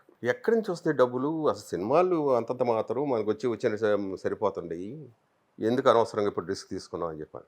ఏమో కట్టేశాను, స్టే ఇవ్వండి లేదంటే పోతే పోయి ఎంత బాగుంటుంది మీరు ఈ ఎంత. ఓ రోజంతా ఆలోచించా. అప్పు చేయంటే నాకు మహా భయం. నేను అప్పు చేసే ముందు ఇది ఎలా తీరుస్తానని ఆలోచించేవాడిని. దాంతో ఒకరోజు వెళ్ళిపోయింది 30,000. నాకు కొండంత కనిపిస్తుంది. 1,80,000 కాదు 30,000 ఎలా పోతున్నాయి కదా అన్నది నాకు బాగా ఇది అయిపోయింది. ఎలా పోగొట్టేసి అనవసరంగా మాట పోద్ది, ఏం చేయాలి, నేను కట్టలేదు. ఆ రాత్రి నిద్రలో అనుకోకుండా చిరంజీవి కనిపించాడు. అప్పుడే మేము 5-6 సినిమాలు అంతకుముందు చేశాను. చిరంజీవితో ఎక్కువ సినిమాలు కూడా చేసి అంతకుముందు మా ఇద్దరు అటాచ్మెంట్ లేకుండా చేశాను. ప్రొడ్యూసర్ తరఫు నుంచే బాపిరెడ్డి గారు కానీ ఇంకోటి కానీ ఇలా చేసాం. ఇవి ఏంటి ఈయన కనిపించాడు, ఒకవేళ దేవుడు చూపించాడు, ట్రై చేద్దాం అని వెళ్ళా. ఇంటికి వెళ్ళా. ఏంటి ఇలా వచ్చాం, చుట్టూ మనుషులు ఉన్నారు, కొంచెం పర్సనల్గా మాట్లాడాలి కదా, 1,00,000 కావాలి అన్న. నోట్లోంచి మాట కూడా రాలా. 1,00,000 అంటే నాట్ ఏ జోక్, పెద్ద విషయం ఆ రోజుల్లో. 100, 10,000, 100, 1,000, 2,000 కదా ఓకే. 1,00,000 రూపాయలు లేదంటే నేను ఏం చేసుకోవాలి, తలకాయక్కడ పెట్టుకోవాలి. పైగా నేనేంటో తనకి తెలుసో తెలియదు తర్వాత సంగతి. ముందు నేను అడగటం కరెక్ట్ కాదని పక్క అనుకుంటూనే వెళ్ళి 1,00,000 ఆ కారాన్ని రాలా. సరే దానికి ఎందుకు ఇంత ఆలోచిస్తాం, ఓకే ఆయన లోపలికి వెళ్ళి 1,00,000 కవర్లు తిట్టి నాకు అసలు ఏం అర్థం కాల. 1,00,000 ఇదప్పుడు మన ఇంట్లో చూసాక ఎవరో ఒక వ్యక్తి దగ్గర నుంచి తీసుకోవటం అన్నది. సరే వెళ్ళిపోయి నేరుగా దగ్గరికి వెళ్ళాను. ఓనరు దగ్గర ఇచ్చి ఇదిగా 1,00,000 మిగతా ఎప్పుడు ఇస్తానో తెలియదు, ఇవ్వకపోవచ్చు, 2 ఏళ్ళు అవ్వచ్చు, 3 ఏళ్ళు అవ్వచ్చు. అతను మాట అన్నాడు, నేను 30,000 ఇచ్చేయమన్నా. ఓకే ఇచ్చేస్తానండి, మీ ఆవిడతో ఒకసారి ఫోన్ చేయించున్నాను. ఏ అమ్మ పోయి మళ్ళా వాళ్ళ దగ్గరికి నేను వెళ్ళి అడుక్కోవాలంటే నా భార్య అవ్వచ్చు, పోయి ఫోన్ చేయి నా డబ్బులు ఇవ్వమని చెప్పానంటే తలకాయ పెట్టుకోవాలి. సరే 10,000 అనుకున్నా, కానీ నిద్ర పట్టట్లా. అప్పుడు అన్నాడు, లేదు సార్ మీరు గట్టిగా ట్రై చేయట్లా. అతనికి నేను ఎవరో తెలియదు. ఇదే మాట అన్నాడు, మీరు కానీ గట్టిగా ట్రై చేస్తే ఇలాంటివి చాలా కొంటారు మీరు అన్నాడు. ఓకేనాయన ఇప్పుడు మిగతా బ్యాలెన్స్ అండి, మీరు ఇవ్వకపోయినా పర్లేదు, మీరు వెళ్ళిపోయినాను. ఇంకా అక్కడి నుంచి నాకు నిద్ర పట్ల. 1,00,000 రూపాయలు చిరంజీవి తీర్చాలి, ఇది 50,000 కట్టాలి. నిద్రపోయేవాడు కాదు, అలా మెలుతుండేవాడిని ఎలాగ. అప్పుడు అనుకున్నా ఓకే మనం ఇన్ని రోజులు సినిమా పోయింది, ఆ డబ్బులు పోయినాయి అనుకుని అలా ఉండిపోయాం. ఇది కాదు, యాక్ట్ చేయాలి అని నేరుగా రాఘవేంద్ర గారి దగ్గరికి వెళ్ళాం. ఏంటి సార్ ఇలా వచ్చారు, వేషాలు వేస్తా. ఆహా అంటే మీరు అడగగానే ఇచ్చేయాలి మేము. సార్ ఇప్పుడు వాయించద్దు, నాకు ఇప్పుడు వేషాలు కావాలి. ఏరా నువ్వు వద్దన్నావు కదా తప్ప మేము కాదనుకోలే, ఇండస్ట్రీలో నీ అంత నువ్వే మేము చెయ్యను అన్నావు, అందుకే వేరే వాడిని ఎత్తుకున్నావు. ఇప్పుడు నువ్వు చేస్తా చెయ్యి. అలా కోదండారెడ్డి దగ్గర పొద్దున వెళ్ళిపోయేవాడు. ఇలా వరుస పెట్టి అందరి దగ్గరికి వెళ్ళిపోయాయి. పాత నా డైరెక్టర్లు అందరి దగ్గరికి వెళ్ళి నాకు కావాలంటే మీరు నమ్మండి నమ్మకపోండి వితిన్ 1 monthలో ఆ డబ్బులు మొత్తం తీసి అప్పులు. చిరంజీవి గారికి కూడా ఇచ్చేసారా? 1 monthలో. ఏమన్నారు ఆయన? ఇప్పుడు ఏంటి అవసరమా, నువ్వు ఇస్తావని నేను ఇచ్చానా అన్నాడు. కాదు నాయన, నిద్ర పట్టట్లేదు ముందు, తీసుకోండి ఈ డబ్బులు. కాదు ఉంచరా, దేనికి ఉపయోగపడుతుంది, నాకు వద్దు. ఇప్పుడు నీ పుణ్యవాడు ఒక ఇల్లు ఒకటి వచ్చింది కదా నాకు, అది చాలు. కానీ దాన్ని బట్టి అమ్మన, స్టీల్ ఇవాళకి అమ్మన. ఎక్కడ చిరంజీవి గారు ఇంటి ఎదురేనా? ఇంటి ఆయనకు ఆపోజిట్ చిన్నగా ఉంటుంది సందు ఒకటి, విజయశాంతి గారి ఇంటి పక్కన, అంతకుముందు విజయశాంతి ఉండేది, దాని ఇంటి పక్కన అన్నమాట. ఓకే. ఇప్పటికీ ఒకసారి శోభన్ బాబు గారి దగ్గర అన్న, ఇండస్ట్రీ అంతా అమ్మేసుకెళ్ళిపోతుంది, నేను కూడా వెళ్ళిపోతాను. అది ఫస్ట్ నువ్వు కొన్నావు, దాన్ని మటుకు నువ్వు అమ్మబాకు, నీ కొడుకు ఉపయోగపడద్దు అన్నాడు. నిజంగా అలాగే మళ్ళీ తిరిగి నేను చెన్నైకి వచ్చాను. ఆ ఇల్లు ఉండబట్టే నా కొడుకు మళ్ళీ ఇక్కడికి వచ్చి వాడు మళ్ళీ ట్రై చేసుకొని ఆడి ఫ్రెండ్స్తో డెవలప్ అయ్యి. సమయం వచ్చింది కాబట్టి చెప్తున్నాను. ఆ రోజుల్లో మీకు 1,00,000 ఇచ్చారని చెప్పారు చిరంజీవి గారు. నేను ఆ టైంలో ఉన్న ఆర్టిస్టులు అందరూ చెప్పారు 50,000 1,00,000, 50,000 1,00,000. ఆ రోజుల్లో ఆయన అవసరం ఉందంటే చాలు, ఏం అవసరం అని అడగకుండా డబ్బు చేతిలో పెట్టే ఏకైక హీరో ఎవరైనా ఉన్నారంటే ఇండస్ట్రీలో అది కేవలం చిరంజీవి గారే అని చెప్పారు. అండ్ నేను చేసిన ఇంటర్వ్యూస్లో అయితే ఎంతోమంది ఆర్టిస్టులు ఇబ్బంది పడుతుంటే వాళ్ళు ఇబ్బంది ఎందుకు పడాలి, నేనున్నాను రోషన్, మనం చేద్దామని చెప్పేసి ఆయన వాళ్ళకి అమౌంట్ కూడా పెద్ద మొత్తంలో, పొన్నమ్మలం గారికి దాదాపు 60 లక్షలు ఏమైతే ఆపరేషన్ చేయించారు అపోలో హాస్పిటల్స్లో, చెన్నైలో కానీ, పాకీజా గారికి కానీ, దేవరాజు గారికి కానీ, ఇలా ఎంతమందికి లెక్క లేకుండా చెక్కులు ఇచ్చేయటంలో అసలుకి మనం ఏంటి, ఫ్యామిలీ ఏమనుకుంటారు, లేకపోతే ఈ కానీ ఇంత మంచితనం అనేది ఆయనకి ఫస్ట్ నుంచి ఉందనేది ఈ తరానికి తెలియదు. లేదండి, అంటే ఆ మధ్య ఎవరో పేపర్ కూడా రాశారు, హెల్పింగ్ నేచర్ లేదు అది అని అంటే నాకు భలే బాధేసింది. అప్పుడు మీలాంటి వాడితో నాకు పరిచయం లేదు, వెంటనే నేను మైకులు పెట్టి చేసేవాడు. ఒక రకంగా అంటే ప్రెస్కి చాలా దూరంగా ఉండేవాడు. ఏం మాట్లాడదు గబాని పుస్తకం మాట్లాడి ఇంకో రకంగా తయారవుద్ది, ఆడ హెడ్లైన్ నాకు నచ్చే కావు, కొంతమంది పెడుతుంటారు అన్నెసరీ హెడ్లైన్లు, అవి నచ్చేవు నాకు. మనం ఏదో మంచిగా చెప్తుంటే చిరంజీవిని తిట్టాడు, దాన్ని వాళ్ళని అడిగా ఎందుకు అలా పెడతారయ్యా అంటే, అలా అంటేనే కానీ వాళ్ళు చదవరండి అంటారు వాళ్ళు. ఈ దీంతో అసలు ప్రెస్ వద్దు అయ్యేవద్దని, నో ప్రెస్, నో మీటింగ్స్, నాకు అక్కలేదు. ఒకసారి అనుకోకుండా ఇండస్ట్రీలో ఎక్కువ ఖర్చు అయిపోతుందని చెప్పని ఇడ్లీ వడ ఇవన్నీ తగ్గించాలని ఏదో మీటింగ్ పెట్టుకున్నారు ప్రొడ్యూసర్లు అందరు కలిసి. అప్పుడు నేను పిలిచి ఎంత ఖర్చు అవుద్దో ఆ మొత్తం నేను ఇస్తాను నా సినిమాకి, ఎంత మీరు అనుకుంటున్నారు, తిండి దగ్గర దరిద్రంగా 10 టేకులు తిన్నారు, మీరు ఏం చేస్తారు అన్నాడు. ఎలాగన్నాడు, అది చూసుకోండి, స్క్రిప్ట్ చూసుకోండి, సినిమా హిట్ అవ్వాలని చూసుకోండి, అంతేగాని ఈ టిఫిన్లు భోజనాల దగ్గర వీటి దగ్గర వర్కర్లే వాళ్ళ ప్రాబ్లం ఉండు, ఆకలి ఉండేది, ఎక్కువ తింటారు, తినలేండి, వాళ్ళు కష్టపడుతున్నారు. వాళ్ళు తన గురించి అసలు ఎప్పుడు ఆలోచించి, ఎప్పుడు నాకు తెలిసి ఆయనకి ఎంత సరదా అంటే, మేగడని మేము బాగా తింటానని తెలుసు ఆయనకి, విపరీతంగా తినేవాడు. హమీద్ పాండిబజార్లో ఒక హోటల్ ఉండేది, మేగడ అమ్ముతారు, ఒక గ్లాసులో పోసి పొద్దునే వెళ్ళి 10 ఉన్నా 9 ఉన్నా 5 ఉన్నా మొత్తం నేనే చక్కెర గుమ్మరించి మొత్తం తినేసావు. ఇది తనకు తెలిసింది. తనకు తెలిసి మినిమం అంటే ఇప్పుడు తోకాళ్ళ పక్క అనేది ఎంత మేగడ అంటే 2-3 కిలోలు ఉంటుంది, టక్కన పిలిపించాడు, వేసాడు. నా దగ్గర జబ్బు ఏంటంటే నేను ఆకులోది కానీ ప్లేట్లో తీసి పాడాను, ఎంత ఉన్నా సరే మొత్తం తినాల్సింది, పూర్తి చేసేస్తాను, పెట్టించుకొని కొంచెం పెట్టించుకొని తినేసాడు, మొత్తం తినేసాడు. కానీ జీవితంలో మేగడ అంటే నాకు అసహ్యం. నీ పుణ్యం అంటే మేగడ పోయింది కదా జబ్బు అని అంటే, ఆ పోవాలని నీకు చేసిన పని చాలా డేంజర్, అది నువ్వు ఎందుకు అలా అలవాటు పడ్డాను, ఏమో తెలియదు, నాకు బాగుందని అందుకని నేను తినేవాడిని. 3 రోజులు అన్నం తినలా, అయ్యే తేపులు, మేగడ గట్టి మేగడ, అది దేవుడు పంపిస్తే ఎలా ఉంటుంది, గట్టి మేగడ ఉంటే అసలు తినలాక తిని మొత్తం పడేయలేను. వాళ్ళందరూ పడేయమన్నారు, మొత్తం తినేసి 3 రోజులు తిండేది చెప్పి నీ పుణ్యాన్ని తిండి కూడా లేకుండా చేసేవాడు. ఇప్పుడు టచ్లో ఉన్నారా? లేదండి, నేను టీవీ ప్రపంచం మరో ప్రపంచం మాట్లాడటం కలవటం జరిగిందా? అనుకోకుండా గోల్డెన్ డేస్ కదా అవన్నీ, అయ్యే చెప్తున్నాం కదా, అవన్నీ గోల్డెన్ డేస్. ఆయన బిజీ. ఇప్పుడు నాకు ఇంకో జబ్బు ఏంటంటే ఫస్ట్ నుంచి కూడా వాళ్ళు బిజీగా ఉంటున్నారు, మనం వెళ్ళి అనేక రకాలు వాళ్ళ ప్రోగ్రామ్స్ అవి ఫిక్స్ అయి ఉంటాయి, మనం ఎందుకు డిస్టర్బ్ చేయటం అని నేను వద్దనుకునే. రామారావు గారితో ఆయన పాపం షూటింగ్ రండి బ్రదర్ రండి సరదా కడదాం, నాగేశ్వర గారు అందరితో ఆ షూటింగ్ ఉన్నంతసేపు చాలా చనుకుంటాం, షూటింగ్ అయిపోయిందా నమస్కారం అంతే, వాళ్ళ గుమ్మాలది కూడా తప్ప. పద్మ విభూషణ్ వచ్చింది మీ ఫ్రెండ్కి, తర్వాత కూడా కాల్ చేయలేదా? అసలు లేదు, చెప్తున్నా కదా, నాకు మళ్ళీ ఇంకా తర్వాత ఉండదు. కాకపోతే ఏంటంటే లోపల ఉంటుంది, ఇంకొక హైలైట్ చెప్తాను. చిరంజీవితో ఎక్కువ నేను సినిమాలు చేశాను కదా, తర్వాత మానేశాను. చిరంజీవితో డైలీ నేను కల్లో షూటింగ్ చేస్తూనే ఉండేవాడిని. ఓకే. ఇద్దరం యాక్ట్ చేస్తున్నాం. చాలా సంవత్సరాలు అయిపోయింది. ఒకరోజు అనుకోకుండా అనుకున్నాం, ప్రతి కల్లో కూడా ఆయన హీరో, నేను చిన్న చిన్న క్యారెక్టర్ వేస్తున్నాను. నేను పెద్ద క్యారెక్టర్ హీరో ఇస్తాను, చిన్న క్యారెక్టర్ వేయచ్చు కదా, ఆయన రావచ్చు కదా నా కల్లో. ప్రమాణ పూర్తికి ఇలాగ అనుకున్నా. ఓకే. అని ఏమో మనము దరిద్రపు ఆలోచన అనుకుని మళ్ళీ ఓకే ఆయన ఎప్పుడు హీరోలాగా ఉండాలి, ఓకే మన పర్వాలేదు అనుకున్నాను. కానీ ఆ రోజు మనకు లేదు, నాకు కల్లో రాలి. ఫోన్లే కల్లో అయినా మీ ఫ్రెండ్ని చూసుకుంటున్నారు. 100% ఎప్పుడన్నా మనసు కొంచెం ఇదిగా ఉందంటే వచ్చేస్తాడు. ఇద్దరు మాట్లాడుకుంటాం, కబుర్లు చెప్పుకుంటాం.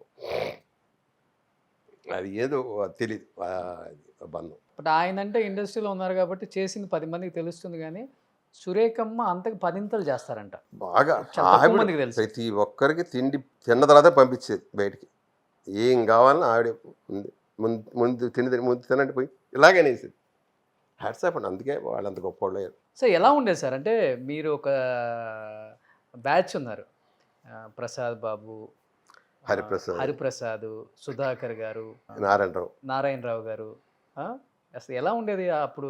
అసలుకి మీ హెల్దీ వాతావరణం ఎలా ఉండేది అసలు అప్పుడు? ఒక్కటండి అప్పుడు లేదండి అక్కడ.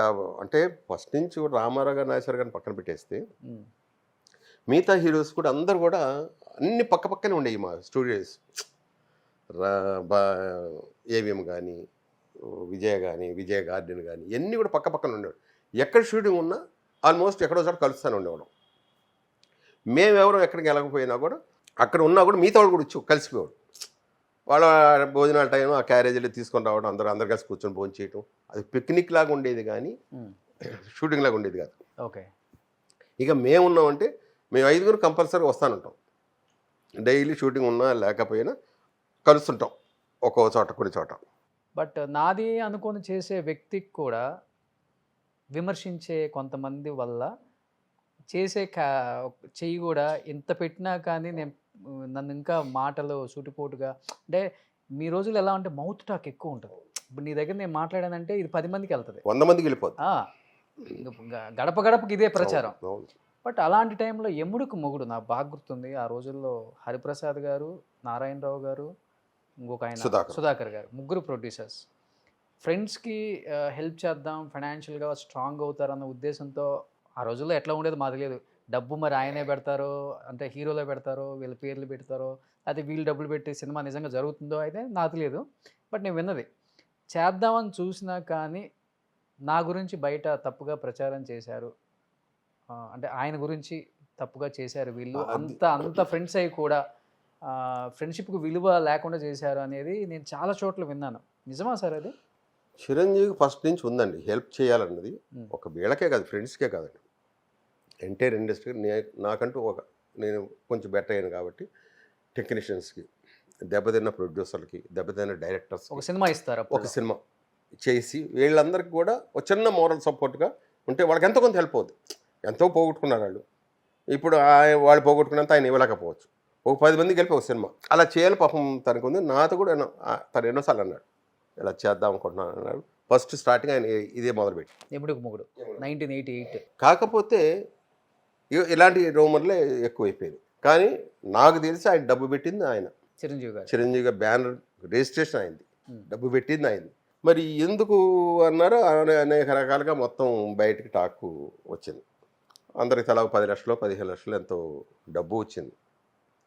అది దేవుడి దగ్గర అది బాగా హిట్ అవ్వటం, ఆ తర్వాత మళ్ళీ తలా 5 లక్షలు మళ్ళీ ఇవ్వటం వీళ్ళకి. మరి ఎందుకు మన ఆయనకి ఇంక వద్దనుకున్నాడు మరి ఏంటో తెలియలా, ఇంకా బంద్ చేసే టోటల్గా. బట్ ఇప్పుడు చేయొచ్చు చెప్పలేం.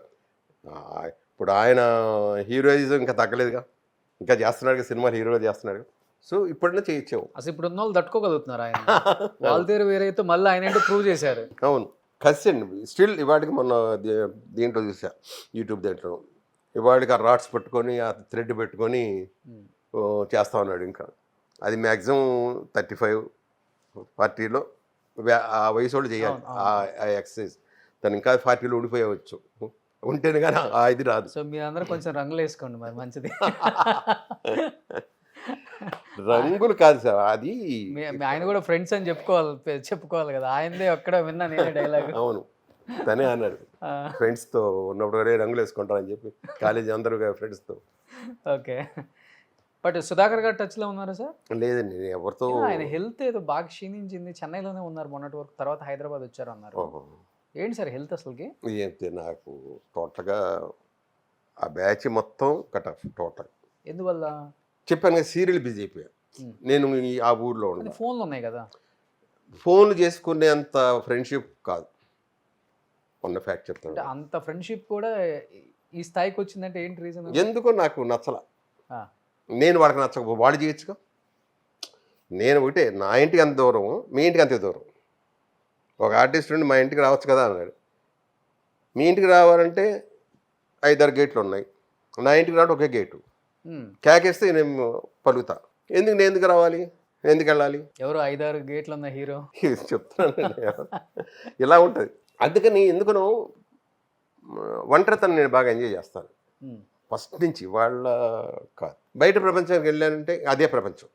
ఇప్పుడు నేను ఇంట్లో నుంచి బయటకు వెళితే షూటింగ్ తప్ప ఇంట్లో గురించి పట్టించుకోను. పొరపాటున మావిడ వెళ్ళేటప్పుడు కానీ ఏమంటే కోడిగుడ్లు లేవు, ఉల్లిపాయలు లేవు, అవి లేవు అంటే అస్సలు సమాధానం కూడా చెప్పను, వెళ్ళిపోతాను. ఇంటికి వచ్చిన తర్వాత షూటింగ్ గురించి అసలు పట్టించుకోను. ఇంట్లోకి ఏం కావాలి, ఇల్లు పరిస్థితి ఏంటి, చక్కటి భోజనం ఏంటి, అంత ఫ్యామిలీ మీద మీరు అంత పిచ్చి. ఇక్కడికి వస్తే అంతే, దానికి తెంపేసుకుంటాం కట్ ఆఫ్. అసలు ఆ షార్ట్ గురించి కానీ షూటింగ్ గురించి కానీ ఒక్కోసారి మీరు చిరంజీవి ఎరా ఇంటికి వెళ్ళి ఎప్పుడన్నా ఆ సీన్ గురించి ఎందుకు అయిపోయిందిగా, ఇలాగైనా అయిపోయింది కదా, దాని గురించి కాదు ఇంకేనా బెటర్మెంట్ చేయొచ్చు కదా. బెటర్మెంట్ గురించి ఆలోచించుకోండి మీరే, మనకు అదే లేదు, మారరా మీరు అనేవాడు ఒక్కోసారి కోపంతో. వచ్చారు పాత ప్రసాద్ బాబు గారు బయటకు కనిపిస్తున్నారు ఇప్పుడు. సార్ మీరు మీ ఇద్దరు కాంబినేషన్ ఎవర్ గ్రీన్ హిట్స్ అన్ని సినిమాలు కూడా. బాగా గుర్తుండిపోయిన మెమరబుల్ ఒక సీన్ అంటే ఏమని చెప్తారు? అన్నీ అండి, ఎక్కడికక్కడ ఇన్ఫర్మేషన్ తనే కాదు ప్రసాద్ చెయ్యి అని తనే 1-4 సార్లు చెప్పి అస్సలు ఊరికి నేను తోసి వెళ్ళిపోదాం అనుకునేవాడిని. తను అసలు ఒప్పుకునేవాడు కాదు. నా భయం ఎంతసేపు నాకేంటే వేరే షూటింగ్లు ఇదే ధ్యాస. ఓకే, వెళ్ళిపోవాలి. తనేమో ఇంకొంచెం బెటర్మెంట్. తను బాగా మెచ్చుకుంది అంటే రుద్రవేణ. బాలచంద్ర గారు క్లాప్స్ కొట్టడం అంటే ఇంపాసిబుల్. ఇంట్లోంచి వెళ్ళిపోయే సీన్. పొద్దున వెళ్ళాను, రాత్రి దాకా 7 గంటలకి ప్రసాద్ రెడీ సార్ అని వచ్చాను. పొద్దున్న షార్ట్ చేసేవారు, లేదు సార్ ఇవాడు వద్దులే, రేపు మార్నింగ్ చేద్దాం ఫ్రెష్గా. పర్లేదు సార్ చేస్తాను, వద్దులే నువ్వు వెళ్ళి రెస్ట్ తీసుకో, రేపు మార్నింగ్ చేద్దాం. మార్నింగ్ వెళ్ళాను, ట్రయల్ షాట్. ప్రసాద్ ఇది ఇక్కడి నుంచి రఫ్గా నాకు చూపించు, టేక్లా కాదు రఫ్గా చూపించాను. ట్రాలీకి సరిపడి చేశాను. ఓకే టేక్ వెళ్దాం. టేక్ 1 అయిపోయింది. క్లాస్ ఆయన లేచి నిల్చొని క్లాస్ కొట్టి ఇలా చిరంజీవి హట్ చేసుకొని, అంటే ఆ రోజు అవార్డు వచ్చినట్టే నాకు నిజంగా. ఆయన అంతే కదా, అలాగే అంత మంచి పేరు. అలాగే ఇన్సిడెంట్స్ అన్నమాట. ఇలాంటి చాలా ఉన్నాయి, ఒకటి కాదు. అది మొఖాన కాఫీ పోసాడు చూడ ఎముడి మొగుళ్ళు. డిఫరెంట్గా ఉంటుంది మీ స్లాంగ్ అన్ని సినిమాల్లో. అంటే మీరు తీసుకుంటారు అది, లేకపోతే డైరెక్టర్ చాయిసా? డైరెక్టర్స్ చాయిస్ అండి. ఎక్కువ నేను బ్రెయిన్ ఏం తీసుకెళ్ళి షూటింగ్ ఇంట్లో పెట్టేసి పాలిష్డ్గా ఉంటారు, కామెడీగా ఉంటారు, రెబలిజం అన్ని కనిపిస్తాయి. మన భరణి అనేవాడు ఒకసారి ఆర్తనాదం వేసాను, విలన్ తనిఖీల భరణి అన్నమాట. అదేంటండి ఆ ఎక్స్ప్రెషన్ ఏంటి, అసలు రాత్రి నిద్రపట్ల నాకు. పొద్దున షూటింగ్లో గెలిస్తే ఆ సినిమా చూసిన తర్వాత ఒక టైప్ ఆఫ్ భయం పుట్టిందండి తనకి. నేను నిజంగా మామూలు ఇదే ఇచ్చింది. ఓహోని మనం చెంచేది లేదు, ఆడకి విషయం లేదు అంటే మామూలుగా ఎలాగల అలాగే వెళ్ళేవాడిని. వాళ్ళకి గొప్పగా నచ్చేది. అలాగే రామోజీరావు గారు ఒకసారి మోహన్ గారు చెప్పాడు డైరెక్టర్, ఇన్స్పెక్టర్ నేను ఇన్స్పెక్టర్ క్యారెక్టర్, వాడు దొంగ దొరికితే పట్టుకొని కాలుతో అలా కొడతాను కింద. ఆ కెమెరా పెట్టి జనరల్గా కెమెరా పెట్టాడు కొడతాను. ఆ కోపంతో ఎలా అన్నాను, రామోజీ గారు ఇలా లేచారట కూర్చుని, సినిమా చూస్తున్నారు, ఏమంటే నిజంగా కొట్టేశాడా అని అడిగాడు మోహన్ గారిని. ఇలా అడిగారండి ఆయన. అప్పటిదాకా మాకు ఆయన అన్న తర్వాత గుర్తొచ్చింది, అంటే వాళ్ళకి తెలుసు మా ఊరు యాక్షన్ చేస్తాం కొట్టం అసలు టచ్ ఆ మూడ్ని బట్టి మనం ఇంకా మీ టైంలో ఈ సీజీలు ఈ టెక్నాలజీ ఇవన్నీ లేవు, అసలు అదే న్యాచురల్గా చేయాల్సిందే. అవును తన్నాలంటే తన్నాలి తనాలి. అంతే. మనోహర్ పాండవులు అయితే నాకు రావు గోపాలరావు గారు ముళ్ళకర్రతో కొడితే మొత్తం వాతలు టోటల్. కానీ నేను భీముడి క్యారెక్టర్ దెబ్బ తగిలినట్టు అనిపించకూడదు. కొట్టే ఆయన పటాపట వేసి ముళ్ళకర్ర మొత్తం బ్లడ్ వచ్చేసింది టోటల్గా. ఇప్పి చూసి అప్పుడు నిజంగా కోపం వచ్చింది ఆయన మీద. పెద్ద ఆయన ఏమనలేము, అయ్యా కంట్రోల్ చేసుకోలేకపోయినా అయ్యా ఏమనుకోదు, ఏం వేసారు ఓకే అయిపోయింది. ఇంతే అడుగుతారు ఆయన. మీ ఇద్దరు కాంబినేషన్స్ కూడా బాగుంటాయి. చాలా ఎన్ని సినిమాలు మూవీస్ చేశారు. తండ్రి కొడుకులు చాలా సినిమాలు చేశారు. రియల్ లైఫ్ లో రావు రమేష్ గారు కొడుకు, కానీ రియల్ లైఫ్ లో అయితే మీరే కొడుకు.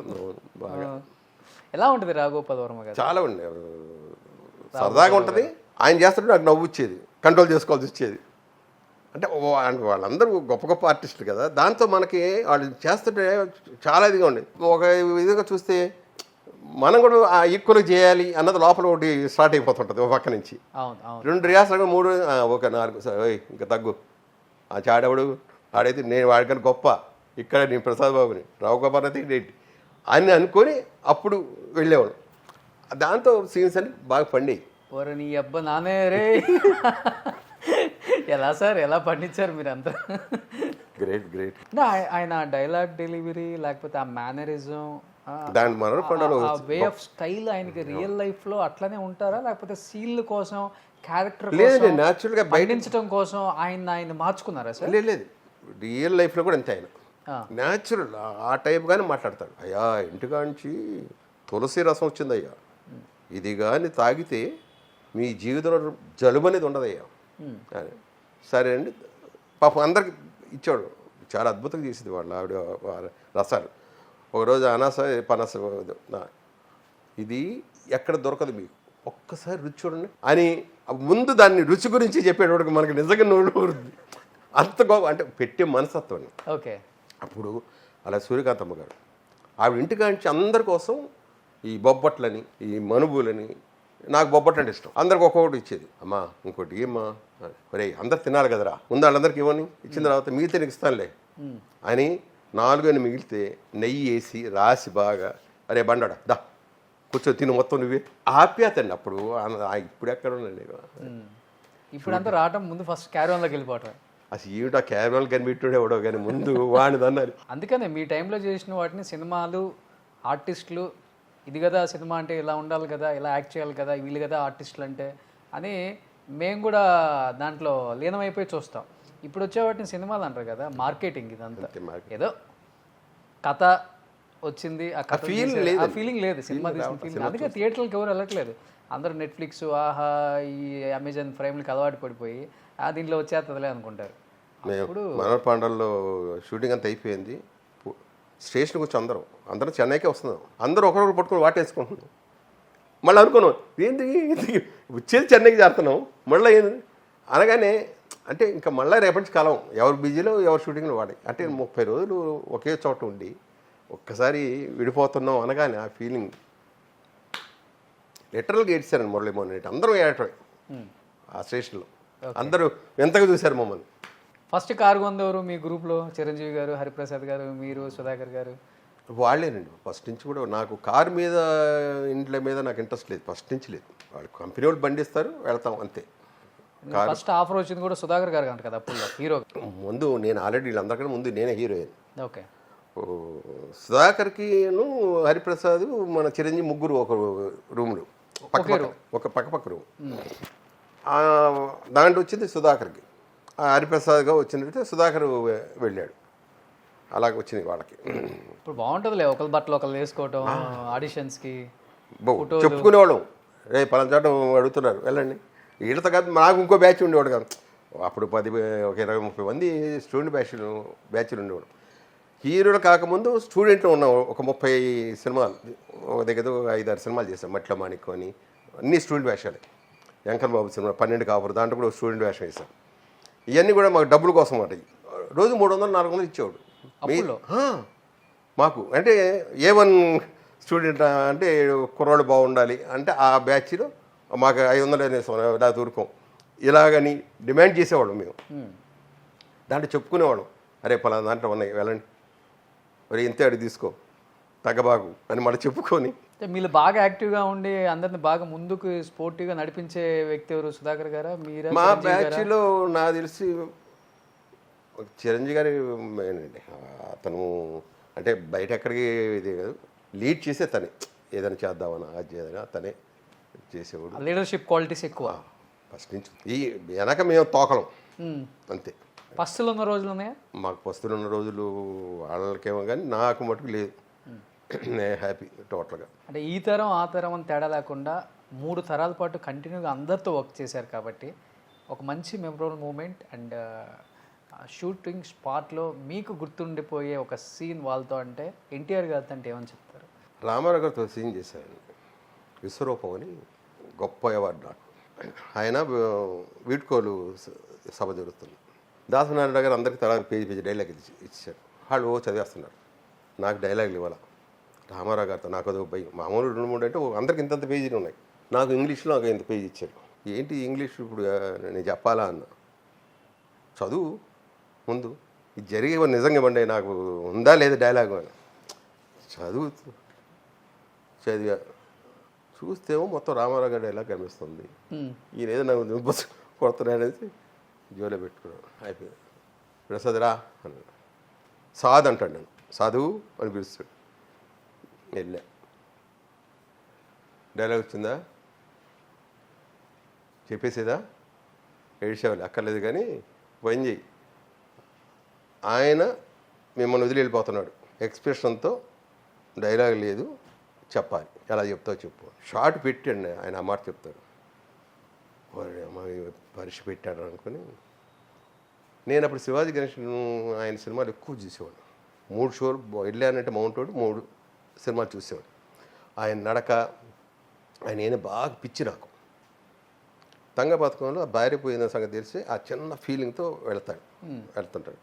అది గుర్తొచ్చిందండి అంతే. ఆ వాటర్ ఆ మెట్లు ఎక్కుతూ ఆయన దగ్గరికి వెళ్ళిపోయాను. అప్పటికి వాటర్ వచ్చేసింది. ఆయన గ్లిజన్ మా ఇద్దరు, ఆయన ఏడ్చేస్తున్నాడు, వాటర్ వేస్తున్నాడు. ఆయన ఇలా వాటర్ వేసుకుంటే నాకు ఊపిరి అందట్లా. సార్ గాలి ఆటలేదు సార్ గాలి ఆటలేదు అని మళ్ళీ మామూలు ఆ ఎక్స్ప్రెషన్తో దిగిపోయిన తర్వాత, బ్రదర్ మాకే ఎమోషన్ తెప్పించారు, వెరీ గుడ్ మళ్ళీ వాటర్ వేసుకున్నాడు. క్లాప్స్ అండి, మొత్తం అందరు క్లాప్స్. రాళ్ళబండి కామేశ్వర్ గారు పెద్ద యాక్టర్, ఆయన చెప్పాడు, ప్రసాద్ నువ్వు సినిమా యాక్టర్ అవుతావు నేను చెప్పలేదు కానీ నువ్వు మంచి స్టేజ్ యాక్టర్ అయ్యాను, నీలో మలుచుకుంటావు అందరినీ, అది కనిపిస్తుంది. అది చాలా అవార్డు అనుకున్నాను. ఓకే, రామారావు గారితో.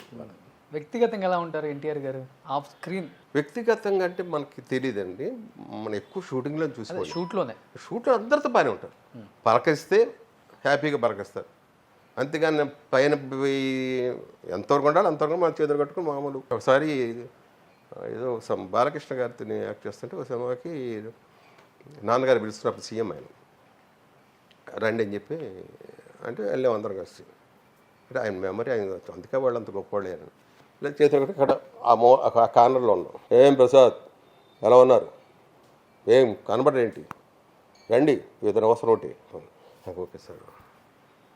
నేనేమనుకున్నాడు ఎప్పుడూ యాక్ట్ చేసాము, నన్ను ఎక్కడ గుర్తుపడతారులే, ఎందుకు లేదు మనము మోర్ సైలెంట్గా ఉంటే ఆయన పేరు పెట్టాలి మరీ అడిగారు. అందుకే గొప్పవాడు. అది అంత గొప్పవాడు యాక్ట్ చేయటం అది ఏ జన్మలో సుకృతం.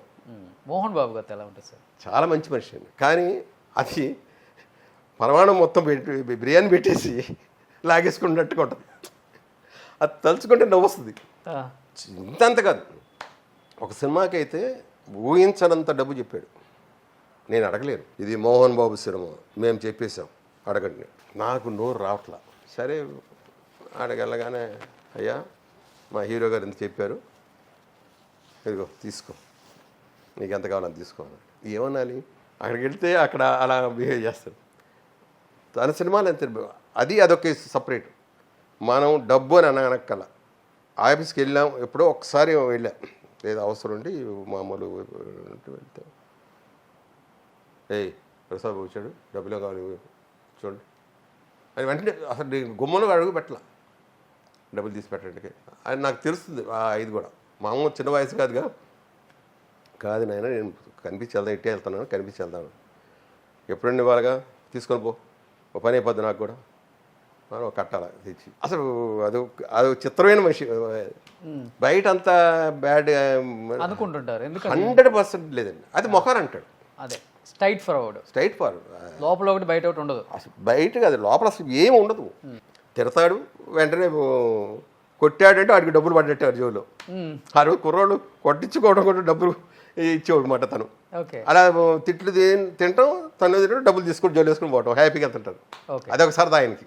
చాలా బాగుంటుంది మోహన్ బాబు. నాకు బాగా నచ్చిన వ్యక్తుల్లో. మళ్ళీ బయట ప్రపంచం మళ్ళీ ఫోన్లు చేసుకోవటాలు ఏమి ఉండవు. అమిత చెప్పాను కదా మీకు, ఎన్నోసార్లు వెళ్ళానయ్యా, మొత్తం నువ్వే తిని వెళ్ళావంట. ఏమో ఒక్కటి ఉంచొచ్చుగా, 7 నిమిషాలు వచ్చి ఆ తెల్లగా కుర్రోడు ఒకటి వస్తాడని మొత్తం తినేసి వెళ్ళిపోతుంటాడని చెప్పాను అని చెప్పాను. మేగడ కోసం తను చెప్పింది అది. ఇప్పుడు తింటున్నాను ఎలా ఆరాయించుకుంటావు అనేవాడు. నాకేమో ఆకలి, గంటకి ఆకలి వేసేది అప్పుడు, అంత ఆకలి ఉండేది పిచ్చి.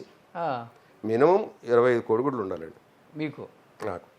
అది ఒకసారి చిరంజీవి మాట్లాడారు, కోపం వచ్చేసి నేను ఆ రోజు ఏదో తక్కువ నేనే తెచ్చాను, మరి ఏదో జరిగింది. ఎప్పుడు తను మినిమం డజన్ వండి పక్కన పెట్టేస్తుంది, వాడు తినేది ఒక్కొక్కటి, మిగతా అన్ని నేను తింటాను. చూస్తే రెండు పెట్టావు, చిన్న కోపంలో ఇరిటేషన్లు, మంచి ఆకలిలో ఉన్నాము, తోసి వెళ్ళిపోయాను. వెళ్ళేటప్పటికి చిరంజీవి వాయింపు, ఎందుకు చేసావు, తిండి దగ్గర అవసరమా అన్నట్టు చిన్న క్లాస్ పీకెట్. ఆ రోజు నుంచి ఇంకా తిండి పిచ్చి తగ్గిపోయింది. ఎవరు ఫుడ్డీ, మీరు ఇంకెవరు ఉన్నారు మంచి ఫుడ్డీ ఆర్టిస్టులు? లేదండి, మిగతా వాళ్ళు అంతంత మాత్రమే కెలుగుతారు. ఒకసారి మోహన్ బాబు గారండి, మోహన్ బాబుని ప్రసాద్ నువ్వు ఏదో వెరైటీస్ తింటావంట కదా, మన షూటింగ్ తెప్పించు, అందరికి తెప్పించు అంటే, సరే రేపు షూటింగ్ లేదు, ఆదివారం నువ్వే వెళ్ళి తీసుకుని, నేను మార్కెట్కి వెళ్ళి మొత్తం లివర్ అని కిడ్నీలు అని రకరకాలన్నీ తీసుకొచ్చి ఒక 2,000 రూపాయలు తెచ్చిపెట్టా.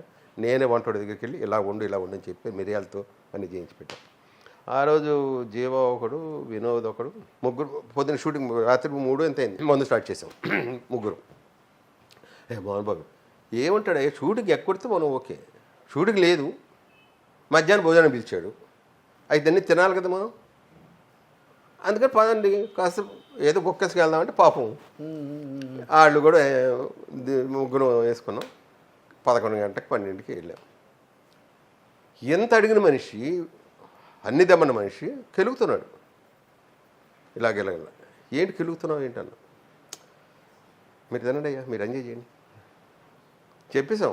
అబ్బాయి మందు వేసుకున్నాం, ఎందుకు షూటింగ్ లేదు కాదు, ఎంజాయ్ చేయండి అయ్యా, మాకు తప్పు, మాకు షూటింగ్ ఉన్నాయి అని శుభ్రంగా తినేసాం ముగ్గురు. చాలా బాగుంది, జీవ వినోద్ మొత్తం అందరం కలిసి హ్యాపీగా తిన్నాం. అప్పుడు చూస్తే అంతదిగా పాపం చెప్పి, అంటే ఇతరులను తినిపించడం కోసమే, తినలా ఇంతకి ఏదో అలా కేటికి 2-3 మోహన్ బాబు లేదు. అడిగిన తర్వాత ఏంటంటే డైటింగ్ చేయాలి కదా, హీరోలం కదా. నేను 100% తిండి పిచ్చోడు. నేను నాన్ వెజ్, ఆల్కహాల్ కంపల్సరీ. నాకు సాయంకాలం కానీ ఓ పెగ్గో 2 పెగ్గోలు ఉండాలి. ఎవరు మీకు క్లాస్మేట్? నో, ఎవరు లేరు, ఒక్కడే. అప్పుడు ఎప్పుడు కూడా ఎవరితో తాగను. అంటే ముందు కంపెనీలో చేశానండి కొంత దగ్గర, కొంచెం చిన్న మనకెందుకో నచ్చల, తాగిన తర్వాత బిహేవియర్లు అయ్యి నచ్చల. అదే పక్క వాళ్ళ గురించి మాట్లాడటం. చాలామంది కూడా నేను తాగనని ఆ తర్వాత అనుకుంది. ఎవరి దగ్గర మనం తాగేవాడిని కాదు, ఎవరి దగ్గర దేని గురించి టాపిక్ ఇప్పుడే ఇవాళ మీ దగ్గర బయటపడ్డా మొత్తం. అసలు ఫస్ట్ ఇంటర్వ్యూ వేస్తుంది ఇప్పుడు కదా, ఇంటర్వ్యూ ఫస్ట్.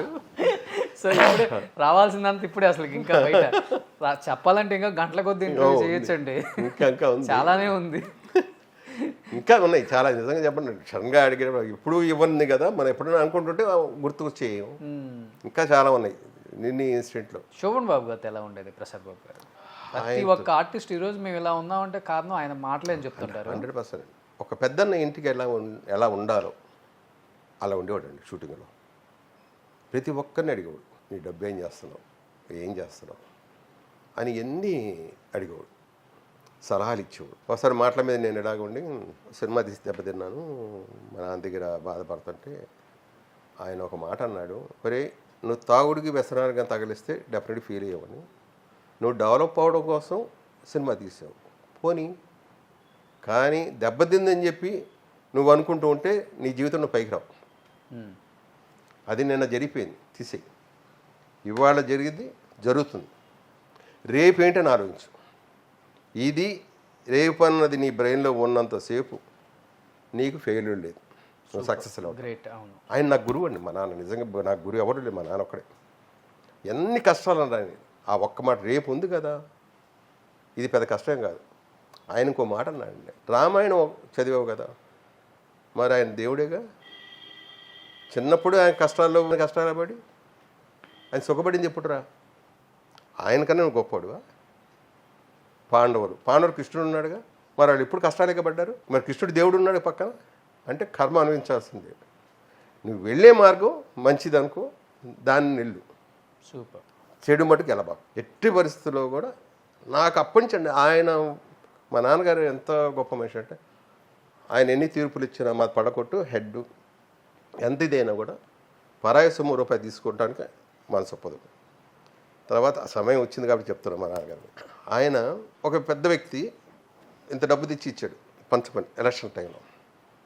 నేను అడిగా, నాకు 100 రూపాయలు అంటే అప్పుడు బిర్యానీ బాగా తినేవాడు అన్నమాట. మరి ఇంట్లో బీరోలు తీసుకో, ఈ డబ్బు తాకదు, మంది కాదు, మంది కాంది మరి తాకితే అది ఇంకొక 100కి 200 పోద్ది, వద్దు మనకి, అది పేదల కోసం వాడికి ఇచ్చింది. అది ఒకటి నాకు బ్రెయిన్లో బాగా ఉండిపోయిందండి. మంది కాదు, తీసేయి. అలాగే ఎవడన్నా నాకు రాలేదు కదా, అది మంది కాదు, తీసేయి. నెక్స్ట్ అందుకే పెద్దగా ఆలోచించాల. అదే నాకు బాగా హెల్ప్ అయింది ఒక రకంగా చెప్పాలంటే. ఓకే. ఆ తొక్క ఎన్టీఆర్ బ్యానర్ అయితే ఏంటి, నాగేశ్వరరావు గారి బ్యానర్ నాకేంటి, ఇంకో సుబ్బారావు గారు వస్తాడు, అలాగే వచ్చారు. అలాగే లేదు 1500 సినిమా నేను ఎలా చేస్తాను? 100 రూపాయలు ఇచ్చినప్పుడు ఒక ప్రొడ్యూసరు ఇంటికి తీసుకెళ్ళి, ఒకరోజు గెస్ట్ జయసుధ హస్బెండ్ క్యారెక్టర్ వేస్తే ఇంటికి తీసుకెళ్ళి బీరువా తీసి ఒక 15 కిలోమీటర్లు వెళ్ళిన తర్వాత బీరువా తీసి 100 రూపాయల కాగితం ఇచ్చాడు. అప్పటికి నేను 5-6 వేలు తీసుకున్నా ఆర్టిస్ట్.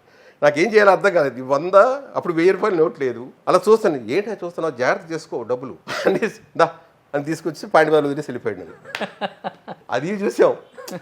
డబ్బులు ఎగ్గొట్టిన ప్రొడ్యూసర్లను చూసాం. ఇంకా బోల్డ్ హీరోకి చేసి చెక్కులు అయితే ఇక్కడి నుంచి నేను మెడ్రాస్ నుంచి హైదరాబాద్ వెళ్ళేటప్పటికి 35 లక్షల చెక్కులు దగ్గర చించేసి పడేసి ఇంక పనికి రావని వెళ్ళిపోయాం. కొత్త చెప్తే హైదరాబాద్ వెళ్ళి వెళ్ళేటప్పుడు మా ఆవిడ గాజులు అమ్మేసుకొని వెళ్ళాం, ఒక రకంగా చెప్పాలంటే. అవునా? అప్పటికి అన్ని సినిమాలు తీశారు కదా ఫైనాన్షియల్. అదే చెప్తారు కదా, టీవీ. అందుకే మీతో ఫోన్లో కూడా టీవీలో సంపాదించి డబ్బుతో ఇల్లు కొనుక్కున్నానని. అంటే అప్పుడు వరకు చేసిన డబ్బులన్నీ ఏమైపోయినాయి? అయిపోయి. అదే చెప్తారు కదా, 100 రూపాయలు 1500 అంతేనా కదకి 1500 అండి నేను తీసుకుంది. నెలకి 250, 6 నెలలు లెక్కండి ఎంత అయింది? 250 ఎక్కడ సరిపోద్దండి? 73 అప్పుడు నేను జానీబాగర్ తాగేవాడిని. అప్పుడు ఎంత? 125. ట్యాక్సీలోనే తిరిగేవాడిని, అంటే సినిమా ఆర్టిస్టు కాబట్టి. కారు ఎప్పుడు కొన్నారు? కారు కొనలేదు. ఇప్పుడు కూడా కొనలేదు. నేను ఎప్పుడు కారు కొనలా. ఇప్పుడు క్యాబ్లో వెళ్తారా? క్యాబ్లోనే వెళ్తాను నేను. ఇప్పుడు మా పిల్లలు కారు ఇస్తాను, నాకు వద్దు క్యాబ్, మళ్ళీ అక్కడి నుంచి రావాలి కదా వేస్ట్గా.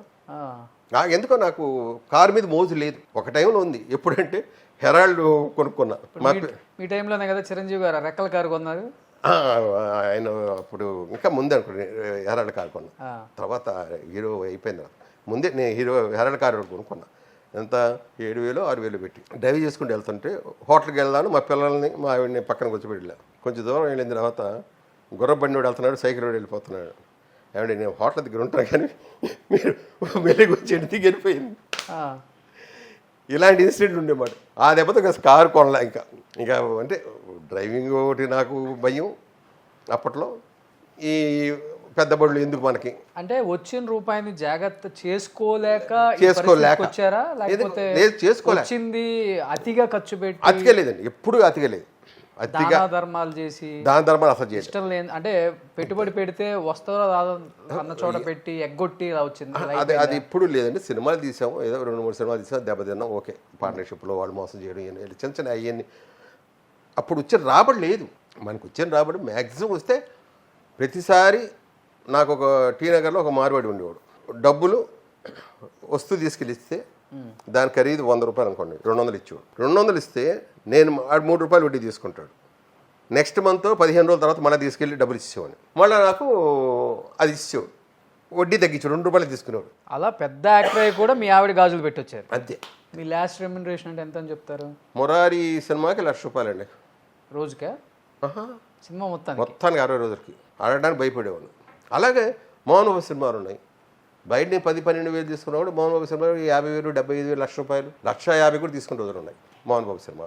పిచ్చిగా ఈ జోదాలకి ప్యాకాట్లకి అసహ్యం నాకు ఏంటంటే, మనం వచ్చింది దేనికి? స్క్రిప్ట్గా ఖర్చు పెట్టేవాడు. ఎవడ అసిస్టెంట్ డైరెక్టర్ వాడికి ఏం కావాలి, బుక్స్ కొని ఇవ్వటం. ఇప్పుడు కొంతమంది డైరెక్టర్లు అయ్యారు వాళ్ళలో చాలామంది తెలుగులో. తెలుగులో మనకు అది ఒక ఆనందం. ఎవరున్నారు ఇప్పుడు? పోయినోళ్ళు కూడా ఉన్నారులేండి, అనవసరం. ఇంకా చెప్పాను కూడా, ఒరే నాశనం అయిపోతున్నారు. మనం ఒక డైరెక్టర్ ఏదో అలవాటు ఉండి వాడు చేస్తున్నాడు కాబట్టి మనం ఆడిదారు కదా, వాళ్ళు ఉన్న మంచితనం తీసుకో, వాళ్ళు గొప్పతనం తీసుకో, ఆడు చెడుని వెళ్ళేది మనం ఎందుకు, మనకెందుకు అని ఇలా చెప్పినా కూడా వినడా, నాశనం అయిపోయాడు. ఇలా చాలామంది. కొంతమంది డైరెక్టర్లు అయిన తర్వాత మనం పేరు పెట్టి పిలుస్తాం కదని చెప్పి ఎందుకని వాళ్ళు మనల్ని రాని కూడా చేశారు. అలా కొంతమంది డైరెక్టర్లు. ఓహో, మీరు పేరు పెట్టి పిలుస్తారా? పేరు పెట్టి పేరు ఎలా ఉంటుంది, ఇప్పుడు మన దగ్గర పెరిగిన కుర్రవాడిని పేరు పెట్టి పిలవకుండా ఏం పేరు పెట్టి డైరెక్టర్ గారు అంటాం. కుర్చీలో కూర్చుంటే ఇప్పుడు స్టిల్ వాటి అసిస్టెంట్ చిన్న పిల్లవాడు అయిన సార్ డైరెక్టర్ గారు అంట. బయట వెళ్తే ఏ రాము ఏం కృష్ణ అంట. ఆ సీట్లో ఉన్న మా డైరెక్టర్ నాకు అది ఎవరు అది చెప్పిన దానిలో వింటా, అంతేకాదు. దానివల్ల కూడా కొన్ని వేషాలు రాలేదంటారు? రాలేదు, హ్యాపీ. ఇంకోటి వస్తాడు కదా, నాకు వచ్చాడు కదా. సో శోభన్ బాబు గారితో మంచి జర్నీ చేశాను అన్నారు, డబ్బుల గురించి అడుగుతున్నారు అన్నారు. ఆయన ఇప్పుడు ఈరోజు half of the old Chennai ఆయనదే అంటారు. అవును. ఎప్పుడు కూడా మీరు స్థలాల మీద చెప్పలేదు ఆయన? అంటే అడిగారు, నాకు చెప్పా నాకు ఇలా ఉంది, అందుకని నేను పెద్ద ఇంట్రెస్ట్ చూపించలే. పైగా నాకు ఉన్న స్తోమతకి చాలు, ఎందుకంటే కొనలేను ఇంకా నా ఖర్చులు. అంటే అంత ఖర్చులు పెట్టేస్తాను. లేదు సార్, నా తిండికి సరిపోద్దండి, నేను మళ్ళీ హోటల్స్కి వెళ్ళి లగ్జరీ చేయను, నాకు వచ్చే డబ్బులు ఇంతే కాదయ్యా, కరెక్ట్గా నువ్వు పెడితే చేయొచ్చు కదా సార్. మీ టైంలో అయితే ఆయన నేను సలహా ఇచ్చా, మీ టైంలో ₹1 ఇస్తుంటే అక్కడ వచ్చి కానీ, సో మీరే చేశారు, మీకు ఇది దొరికింది. నాకు ₹1కి కానీ ఇచ్చేది. ఈ కానీ నేను తిండి తిన్నా, ఇల్లు చూసుకోనా, నా ఫ్యామిలీ చూసుకోనా, నా ఫ్రెండ్స్ చూసుకోనా, నా బంధువులు చూసుకోనా, వీళ్ళందరికీ వచ్చేవాళ్ళు పోయేవాళ్ళు ఉంటారుగా, పెద్ద కుటుంబం నాది, ఎలా సరిపోద్ది? అందుకు అది జరిగే పని కాదు. అందుకని అడ్వైస్ చేశారు పాప, ఆయన 100% చేశారు. మీ సినిమా షూటింగ్ ఎప్పుడైనా ఆయన 2 కాళ్ళు పోయింది యాక్సిడెంటే? కాదు, నా సినిమా షూటింగ్ అయిపోయింది. నేను సినిమా తీసినప్పుడు నా దాంట్లో యాక్ట్ చేశాడు కదా, అప్పుడు బాగానే ఉన్నాడు. ఏ సినిమా షూటింగ్ అప్పుడు? మా ఇంటి ప్రమాణం. ఓకే. ఏమేమి వాళ్ళ దాంట్లో అది చూడ దురదృష్టం. ఆ క్యారెక్టర్కి వేరే వాళ్ళు అనుకున్నారు, ఈయన దూరిపోయి అప్పుడు బిజీగా ఉన్నాడు, దూరిపోయి ఆ క్యారెక్టర్ కావాలని కూర్చున్నాడు. కార్ యాక్సిడెంట్ పైనుంచి పడిపోయి నడుము ఇది అయిపోయింది, నడుము తిరిగిపోయి. ఓకే. ముందు Rajendra Prasad artist from fighter కాబట్టి తను ముందు ఇలాగ వంగాడు, ఇతను ఇలా కూర్చున్నాడు, బ్రెస్ దాంతో నడుము కొలాప్స్. షూటింగ్ స్పాట్లో లైఫ్. ఒక్కోసారి నేను అనుకుంటానండి, చేసాపి ఎవరిని అడగకూడదు. నేను ఒక 2 గొప్ప వాళ్ళని చూశాను, అప్పటి నుంచి అనుకున్నా జీవితంలో ఎప్పుడు కూడా. ఎవరో గొప్ప వాళ్ళు? ఒకరు నూతన్ ప్రసాద్, ఒకరు చక్రవర్తి. చక్రవర్తి ఏమో 1000 సినిమాలు తీశాడు, నూతన్ ప్రసాద్ 1000 సినిమాల దాకా తీశాడు. లోపల రాని ఇలా స్పాట్లోనే ఉన్నా. ఎప్పుడు కూడా ఒకరి దగ్గర సహాయం అని వెళ్ళకూడదు. మీరు వెళ్తే రాని లేదా? నేను కాదు, వాళ్ళు వెళ్తే, అంటే ఆ పరిస్థితులలో ఉండి. వీళ్ళు లేకపోతే సినిమా తీయలేవాళ్ళు. అది చూసిన తర్వాత ఈ ఇండస్ట్రీ మీద నాకు అసహ్యం పుట్టింది, ఎంత అన్యాయం అనిపించింది. ఏంటి సార్ అంటే అంటే వాళ్ళు పోయే స్టేజ్లో ఫైనాన్షియల్గా ఏంటి వాళ్ళ పొజిషన్ అంతా వెళ్ళ? చక్రవర్తికి దగ్గర కోట్లలో ఉంది, ఈ నూతన ప్రసాద్ కోట్లోనే ఉంది. అది చాలా పోవచ్చుగా, వాళ్ళకి ఇంకో కోరిక ఉండొచ్చుగా, సినిమాలు యాక్ట్ చేయాలని ఒకరు ఉండొచ్చు, ఇంకోటి మ్యూజిక్ డైరెక్ట్ చేయాలని ఉండొచ్చుగా. వాళ్ళకి లోపల కోరిక ఏముందో ఆ కోరిక చెప్పుకోవడానికి కూడా లేకుండా. మ్యూజిక్ డైరెక్టర్ చక్రవర్తి గారా ఆర్టిస్ట్గా కూడా చేశారు లాస్ట్ కొన్ని సినిమాల్లో, రాజులాగా బతికాడు చివరి రోజుల్లో. బాగానే ఉంది, ఆయనకి ఆస్తులు ఉన్నాయి, బోల్డ్ ఆస్తున్నాయి. ఇలా చెప్తున్నాడు కోరిక. ఇప్పుడు కోరిక అన్నది డబ్బు కాదండి, చాలా ఉంటాయి. ఆర్టిస్టులు అన్నీ బిజీగా ఉండి ఖాళీగా ఉండలేరు, ఒక్కసారి ఖాళీ అయిపోయి ఏమైపోద్ది. కానీ ఇప్పుడు వాళ్ళ దగ్గర నుంచి మనం వెళ్ళి ఎందుకు ఇది కావాలన్నది అది ఒకటి ఉంటుంది. బతుకున్నంతకాలం హ్యాపీగా ఇలా వెళ్ళిపోయి చేసాపి వచ్చిన రోజు మనం ఉండకూడదు అన్నది మటుకు నేను డిసైడ్ చేస్తాను. Super great sir. ఏంటి సార్ మీ కుటుంబ నేపథ్యం ఏంటి? హ్యాపీ సార్, అందరూ హ్యాపీ. ఎవరు బతుకులు వాళ్ళు బతుకుతారు, ఒకరి మీద ఆధారపడరు, ఇంకోళ్ళు మోసం చేయరు. మోసం చేసుకుంటే మాలో మేము మోసం చేసుకుంటాం కానీ ఇంకొకళ్ళు బయట కూడా మోసం చేయం. మీ తర్వాత మీ లెగసీ కంటిన్యూ చేయడానికి మీ కొడుకు వచ్చారు కదా? లేదండి, వాడికి ఇంట్రెస్ట్ లేదు. చేస్తే నా మనోడు అవుతాడు హీరో, ఓకే. నేను 100% చెప్పగలను. వాడు కొన్ని చేశారు కదా ఆయన శ్రీకర్. శ్రీకర్ చాలా చేశాడు. సినిమా, కన్నడ సినిమాలు చేశాడు, తమిళ్ చేశాడు, సీరియల్స్ చేశాడు. గొప్ప ఆర్టిస్ట్. మేము ఇద్దరం యాక్ట్ చేసేటప్పుడు వాడు గ్లెజర్ని పెట్టుకోకుండా చేస్తున్నాడు మదర్ పోయే సీను. నేనేమో గ్లెజర్ను పెట్టుకొని చేస్తున్నాను. గ్లెజర్ని పెట్టుకోవాలంటే అక్కర్లేదన్నాడు. ఆ గ్లెజర్ లేక పట్టపట ఏడ్ చేస్తున్నాడు. నాకు అది చూసి షాక్. నాకు ఏమో ఈడిప్పుడు ఇంత డెవలప్ అయ్యాడు. ఇంత బ్లడ్ ఉంది కదా. అఫ్కోర్స్ ఆ తర్వాత తెలిసింది. మా నాన్న కూడా అదే అంట. ఓకే. ఆయన ఈలపాటి రఘురావు గొప్ప గొప్ప ఆర్టిస్ట్తో సహాయకుడికి చేశాడు. ఫస్ట్లో మమ్మల్ని అయితే మా అన్నయ్యలు నాటకాలకు వెళ్తే పట్టుకొని కొట్టేవాడు భయంకరంగా. మాది పళ్ళ కొట్టు అంటే మట్టలు ఉంటాయి, 5 కొట్టేవాడు. ఎందుకయ్యా ఎంతో తన్నులు తింటారు అనవసరంగా, ఆ నాటకాలు చేయకపోతే ఏం పోయింది అనేవాడు. నేను అలాంటిది నేను ఇదే బతుకు తిరుగు ఇప్పుడు సినిమా ఇండస్ట్రీకి వచ్చాను. అంటే అంత మంచి యాక్టర్ ఎందుకని సినిమాల్లో రాణించలేదు బాబు? వాడికి ఎందుకో క్వాలిటీ. అప్పుడు టీవీలోకి వచ్చాడు, టీవీలో చాలా క్వాలిటీగా తీసేవాడు. అవి వాడికి ఇంట్రెస్ట్ లేదు. ఇది బాగాలేదు డాడీ, ఏదో ఒకటి చూసుకోవాలి, ఏదో ఒకటి చూసుకోవాలని చెప్పి అనేవాడు. అలాగే వాడికి ఇంకా బ్రెయిన్ తిరుగుతున్నట్టుంది. ఆ ధ్యాసలోనే దాన్ని వెళ్ళిపోయాడు. నాకు షాక్, ఇప్పటికీ షాక్. మీరు ఎలా అడిగారో అసలు వీడేంటి అంటే వాడి జాతక రీత్యా 100% ఆర్టిస్ట్, 100%. తులారాశి రామారావు గారి జాతకం వాడికి రాముడి వేషం వేసిన రాఘవేంద్ర స్వామిలో రాముడు కృష్ణుడు వేశాడు రాఘవేంద్ర గారు వాడి చేత. అందుకే ఆ వేషాలు వేయగలిగారు. చెప్పాను, ఒరే రామారావు గారి జాతకం ఉందిరా, నా వదులుకోవద్దురా అంటే ఏమిటో నాకు ఎక్కట్లా, నా వల్ల కాదు. అవుతారేమో యాక్టర్, దానిదే ఉంది. మళ్ళీ సెకండ్ ఇన్నింగ్ స్టార్ట్ చేస్తారు. అవ్వచ్చు, ఆఫ్ కోర్స్. బట్ కొడుకు అయితే మీ బ్లడ్ కాబట్టి వచ్చేసింది. కోళ్ళ కూడా మంచి ఆర్టిస్ట్ సార్, చాలా మంచి ఆర్టిస్ట్ అండి. బట్ ఆ అమ్మాయి 100% చేస్తే చాలా హ్యాపీ, నాకు హ్యాపీ. మంచి మంచి క్యారెక్టర్ చేయొచ్చు. అన్నీ చూశాను కదా, అటు గయాళి కానీ సెంటిమెంట్ తిరగ తీసేస్తాయి. అవును, అసలు అద్భుతమైన యాక్టర్. బట్ వాళ్ళకి ఒక ట్రాక్ అంటే బ్రెయిన్. ఇంకొకటి ఒక జ్యోతిష్ చెప్పాడండి, మన మనిషిలో 2 రకాలు వస్తాయంటండి. ఏది బలంగా ఉంటే దాని మీద మనం వెళితే ఇంక అది పెరుగుద్దంట జాతక ప్రకారం. రెండోది పక్క వెళ్ళిపోద్ది. నా జాతకంలో ఆర్టిస్టు, రైతు 2 ఉన్నాయి. ఇప్పటికీ రైతు పిచ్చి నాకు. ఒక ఇంట్లో ఉన్నా కూడా ఒక చిన్న చెట్టు వేసుకోవడానికి ట్రై చేస్తాను. కానీ దీనికన్నా నాకు ఎక్కువ డబ్బు వచ్చేది, బ్రతికేది ఆర్టిస్ట్. సో దీని మీద నేను ఎక్కువ బతకాలి అనుకొని దీన్ని డెవలప్ చేసుకున్నా. అందుకే ఇది వెళ్ళిపోయింది. ఓకే. ఆ తర్వాత జరిగిన తర్వాత అందుకని 65వ సంవత్సరంలో నేను ఇల్లు కట్టుకున్నా. ఇన్నేళ్ళు ఇల్లు కట్టలేదు. ఒక చిన్న 100 గజాలు పూరి గుడిసె వేసుకొని, నా చెట్లు వేసుకొని, నాది, ఎవరిది కాదు, ఇది నా కష్టార్జితం, ఎవరి హెల్ప్ లేకుండా. మా పిల్లలు కూడా రానిలేదు. నేను అక్కడ ఏ పని మీరు చేయి ముట్టుకోకూడదు, నాది అది అంతే, నేనే కష్టం అని కట్టుకుంది. అది మంగళగిరి కట్టింది. తర్వాత రండి మీరు, నా ముందు ఎందుకు మీరు సలహాలు ఇస్తారు, నాకు నచ్చవు. నా దగ్గర లేదు బడ్జెట్. నాకు ఉన్న 100 రూపాయల్లోనే నేను పెట్టుకోవాలి. అది పూరి గుడిసె వేస్తానో, ఇల్లు వేస్తానో, ఏ వేస్తా తెలియదు. అని రానిలేదు, నేనే కట్టుకున్నా. ఎండలో ఆర్టిస్ట్ అయ్యి 65 సంవత్సరాలు మీరు. మే నెలలో ఎండలో కూలోడితో పాటు నేను అరణించున్నాను. పొద్దున ఇంత అన్నం చెద్దన్నం పట్టుకుని వెళ్తే మళ్ళా రాత్రికి ఇంటికి వెళ్ళేవాడిని. అలాగే ఐలు కట్టాను. ఎందుకు ఆ కొండల్లో కట్టుకున్నారు మరి? నాకు ఇష్టం. చెప్పాను కదా మీకు, అది చల్లటి గాలి వచ్చింది. ఇప్పుడు రాజధాని అయిపోయింది అక్కడ. చూడు, రాజధాని ఊహించానా? లేదు, 1 ఇయర్కి రాజధాని వచ్చింది. మరి దాని విలువ ఎంత పెరుగుంటుంది చూడండి. వెళ్తుంటారు అప్పుడప్పుడు? వెళ్తుంటే ప్రతి నెల వెళ్తానండి అక్కడికి. ఇప్పుడు ఈ పిల్లల గురించి నేను కొంచెం బిజీ అయిపోయి ఉండిపోయాను. కానీ లేదంటే నెలకి 15 రోజులు అక్కడ ఉంటా. మొక్కలే ఉంటారా? ఆ మొక్కలతో నేను ఒక్కనే. ఆ మొక్కలతో మాట్లాడుకుంటా. అవి చక్కగా మాట్లాడతాయి, చల్లటి గాలి ఇస్తాయి. అక్కడ ఉన్నంతసేపు నాకు రావాలైతే ఆ ఇంటికి రండి. 100% ఎంజాయ్ చేస్తారు మీరు. అవునా? అబ్బో, మంచు సీజన్ అయితే ఆ మబ్బుల్లోంచి ఆ సూర్యుడు అలా వస్తూ ఉంటే మనకి ఆ కొండల మధ్యలోంచి ఎంత ఇదిగా ఉంటాం, మరో ప్రపంచం చూస్తాం. ఓకే.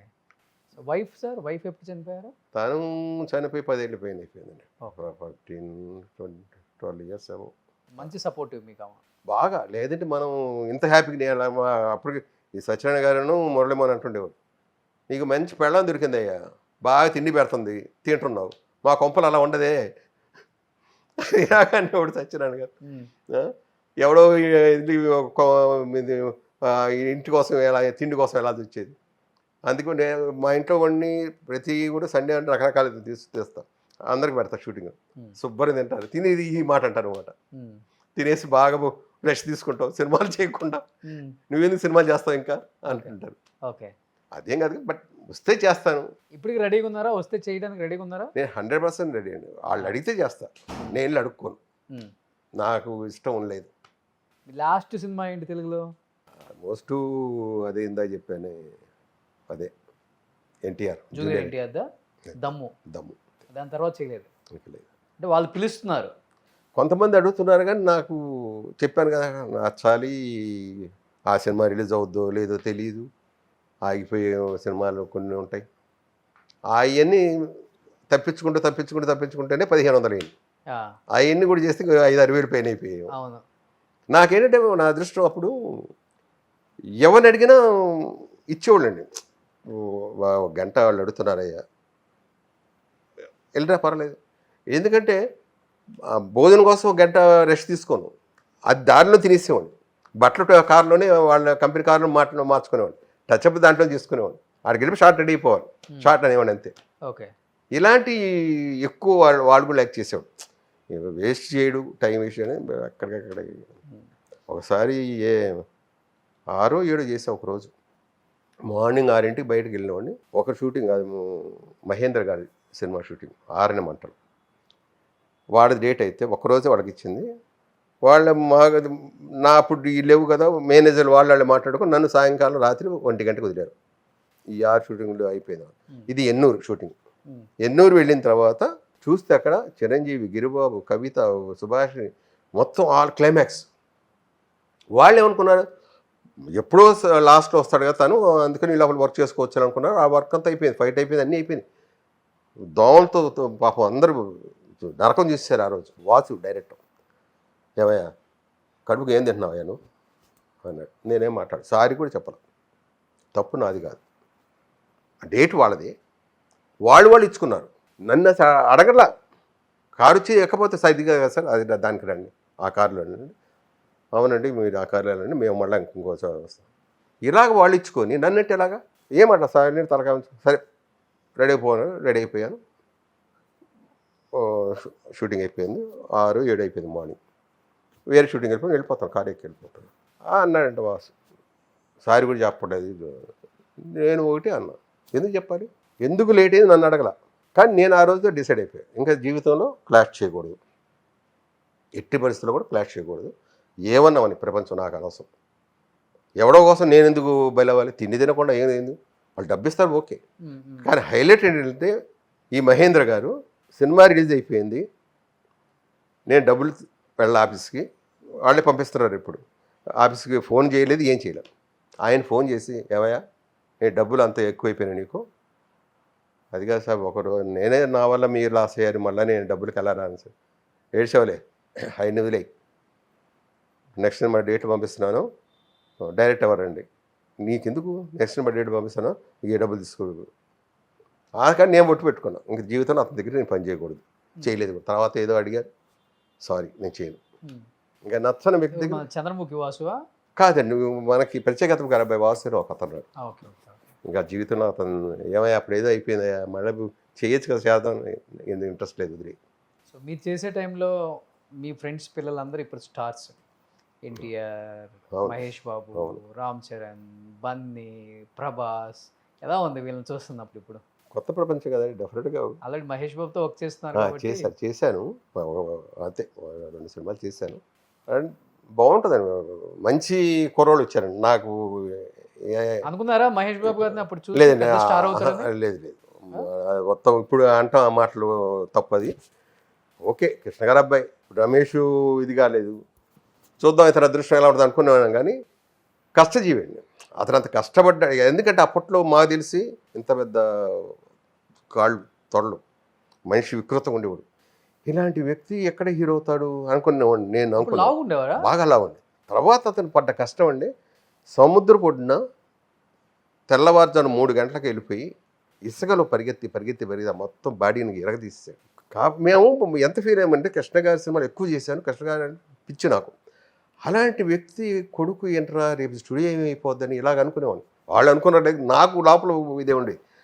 అలాంటి వ్యక్తిని ఆ ఫస్ట్ సినిమానే నేను యాక్ట్ చేసి అతనితో మా మహేష్ బాబేనా ఇతనేనా అంటే కసి ఉంది, డెఫినెట్ కుమ్ముతాడు, సో పద్మాన్ని నిలబడిపోద్ది అనుకున్నాను.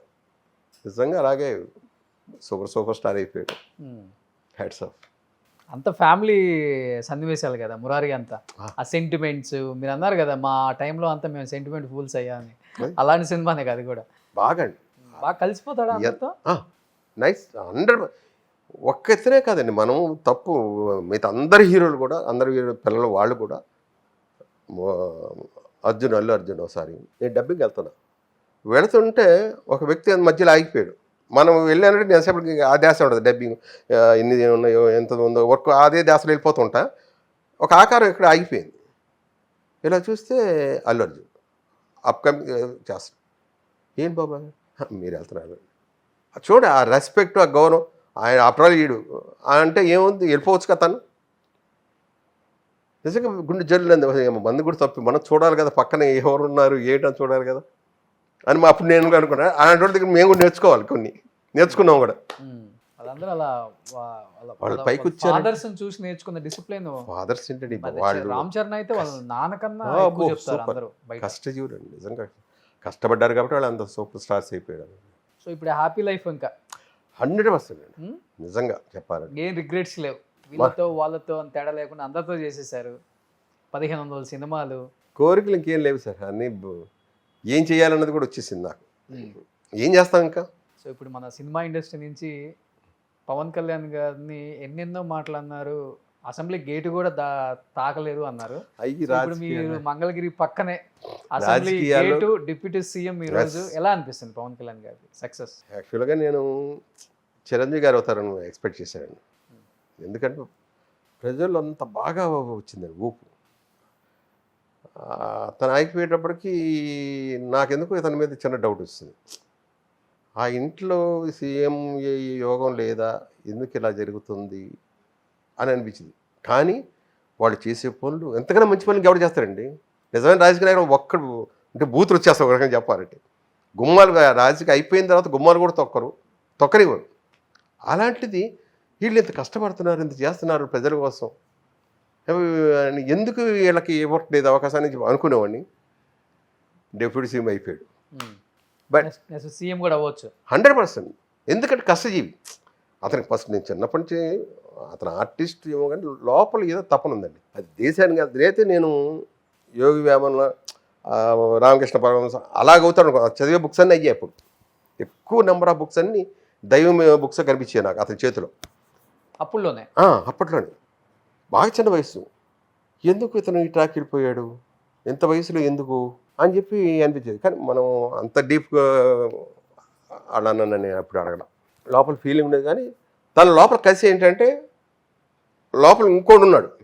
నేను అన్నాను ఇందాక, వెళితే రామకృష్ణ పరమహంస లేదా గాడ్సే ఆ టైప్లో అతని లోపల ఇంకోటి ఉన్నాడు. ఇంకేదో నేను చేయాలి దేశానికి. అందుకే ముందు మంచి మార్గం, మంచి వ్యక్తుల కథలు చదవటం, వాళ్ళ ఈ ఇన్స్పిరేషన్ తీసుకోవటం, వాళ్ళకి వెళ్ళి ఆఖరికి దేశ భక్తుడు అయిపోయాడు. బట్ చేస్తాడండి, ఏదో ఒకటి చేస్తాడు. 100% రావాలి, అలాంటి నాయకులు కావాలి. ఆయన మంచితనం ఇక్కడ దాకా తీసుకొచ్చాడు. ఎన్ని విమర్శలు ఆయనకి అవి కామన్. విమర్శలు అన్నది 100% వస్తాయండి, రేపు ఇంకా వస్తాయండి, ఒకటి కాదండి. ఎందుకంటే నేను జగ్గయ్య గారిని చూశాను, కృష్ణ గారిని చూశాను, అందరినీ వాళ్ళు పాపం కష్టపడ్డవాళ్ళు. మన ప్రజలు ఎలాంటి వాళ్ళు అంటే, సినిమా వాళ్ళం మనం వెళితే 100 మంది మనకు నమస్కారాలు పెడతారు. ప్రజల్లోకి మనం వెళితే, నాయకుడిగా వెళితే వాళ్ళకి మనం నమస్కారం పెట్టాలి. పెట్టకపోతే ఈ పొగరి కింద వెంటనే టక్ అంటారు. మన సినిమా వాళ్ళు అనలేము కబానే, ఆ మాట జర అనలేము. వాళ్ళకి ఏంది నోటు ఇది టక్కనే మాట్లాడేస్తాం. అవునరా నాకు తెలుసు, చూసాం మొన్న, నాకు నమస్కారం చేయాలి అని పక్కోడు ఇంకోడు. ఈయనకి వేరే ధ్యాసే ఉండదా? ఎన్ని ఉంటే లోపల మెదడులో ఎన్ని పురుగులు దొరుకుతుంటాయి రకరకాలుగా. అంటే ఏం చేయాలి, తన సీఎం అయ్యాడంటే, ఒక మామూలు నాయకుడు అయ్యాడంటే వాళ్ళకి ఎన్నో ఉంటాయండి ఆలోచనలు. ఇది ఆలోచించారు వాళ్ళకి అనవసరం. అందుకు వాళ్ళ మార్పు రావాలి, ప్రజల్లో మార్పు రావాలి. ఆయనలో ఎన్ని ఇబ్బందులు ఉన్నాయో ఏంటో, ఎక్కడ ఆలోచిస్తున్నాడో, ఏదో మన గురించి కదా ఆలోచిస్తారని చెప్పి ఒక్కసారి ప్రజలు అనుకుంటే ఇంకా బ్రహ్మాండంగా ఉంటుంది. వాళ్ళు అనుకోవాలి ముందు. మీరైతే సీఎంగా చూడాలనుకుంటున్నారు? 100%. గెలవగానే వచ్చి వాళ్ళ అన్నకి వాళ్ళ వదినకి హ్యాట్స్ సాష్టాంగ ఆఫ్ అండి. అసలు అది రామాయణంలో లక్ష్మణుడు వాళ్ళ అన్నకి రాముడికి కాళ్ళకి దండం పెట్టాడో తెలియదు కానీ ఇది మన కళ్ళారు చూసామండి. సో అప్పుడు లక్ష్మణుడు కూడా రాముడికి కళ్ళకి దండం పెట్టి ఉంటాడు అనిపించింది నాకు. అది చూడగానే నాకు రామలక్ష్మణుడు కనిపించారు ఇద్దరు కరెక్ట్గా. మొత్తం జయించి వచ్చానన్నా, ఓకే. ఇదిగో నీకు ఇచ్చేసాను. ఆయనకి జరిగిన అవమానం అందరూ తెలిసిందేగా. అవును. పీకి అవతలేసినాడిని, ఇదిగో నీకు నీ కాళ్ళ దగ్గర పెట్టాను అన్నాడు. Hats off. చాలు అది చాలు. అన్నకి ఇంకేం కావాలండి, తండ్రి. అంతే కదా ఇంకా. సూపర్. సో ఎనీహౌ నిజంగా సార్ చాలా ఇయర్స్ తర్వాత నేను లేట్ చేసి వచ్చి కూర్చున్నా కానీ మీ దగ్గర చాలా వాల్యుబుల్ కానీ ఓకే, మనకి ఇప్పుడు రాసి పెట్టుంది, అంతే. మనం కలిసి ఇక్కడ కూర్చోనుంది. Thank you. సో ఇప్పటి వరకు మంచి లైఫ్ లీడ్ చేశారు. ఇంకా ముందు ముందు రోజుల్లో హ్యాపీగా మనవాళ్ళతో మనవరాలతో హ్యాపీగా ఉండాలని, హెల్తీగా ఉండాలని, సంతోషంగా, అండ్ ముఖ్యంగా మంచిగా యాక్ట్ చేయాలని. ఇంకా తెలుగు వాళ్ళు ప్రొడ్యూసర్స్, డైరెక్టర్స్, ప్రసాద్ బాబు గారు అంటే తెలియని వాళ్ళు కాదు. అదా 1500 సినిమాలు. మనం పిల్లలుగా ఉన్నప్పుడు ఆయన లేకుండా ఏ సినిమాని చూసి ఎరగం. థియేటర్స్లో కానీ మన ఇంట్లో టీవీలలో కానీ ఆయన కనిపిస్తేనే ఒక జోష్ వస్తుంది హీరో పక్కన. అంటే హీరోకు ధీటుగా చేసిన క్యారెక్టర్స్ ఎన్నో అవలీలగా ఆయన మార్క్ని, ఆయన స్టైల్ని, ఆయన డైలాగ్ డెలివరీని, ఆయన మేనరిజాన్ని మనందరికీ చూపించి అదరహో అనిపించుకున్న ప్రసాద్ బాబు గారికి ఇంకా మంచి అవకాశాలు ఇవ్వాలి. మనందరికీ మళ్ళీ ఆనందాన్ని, వినోదాన్ని అందించడానికి ఆయన సిద్ధంగా ఉన్నారు. కాబట్టి మనం సపోర్ట్ చేయాలి.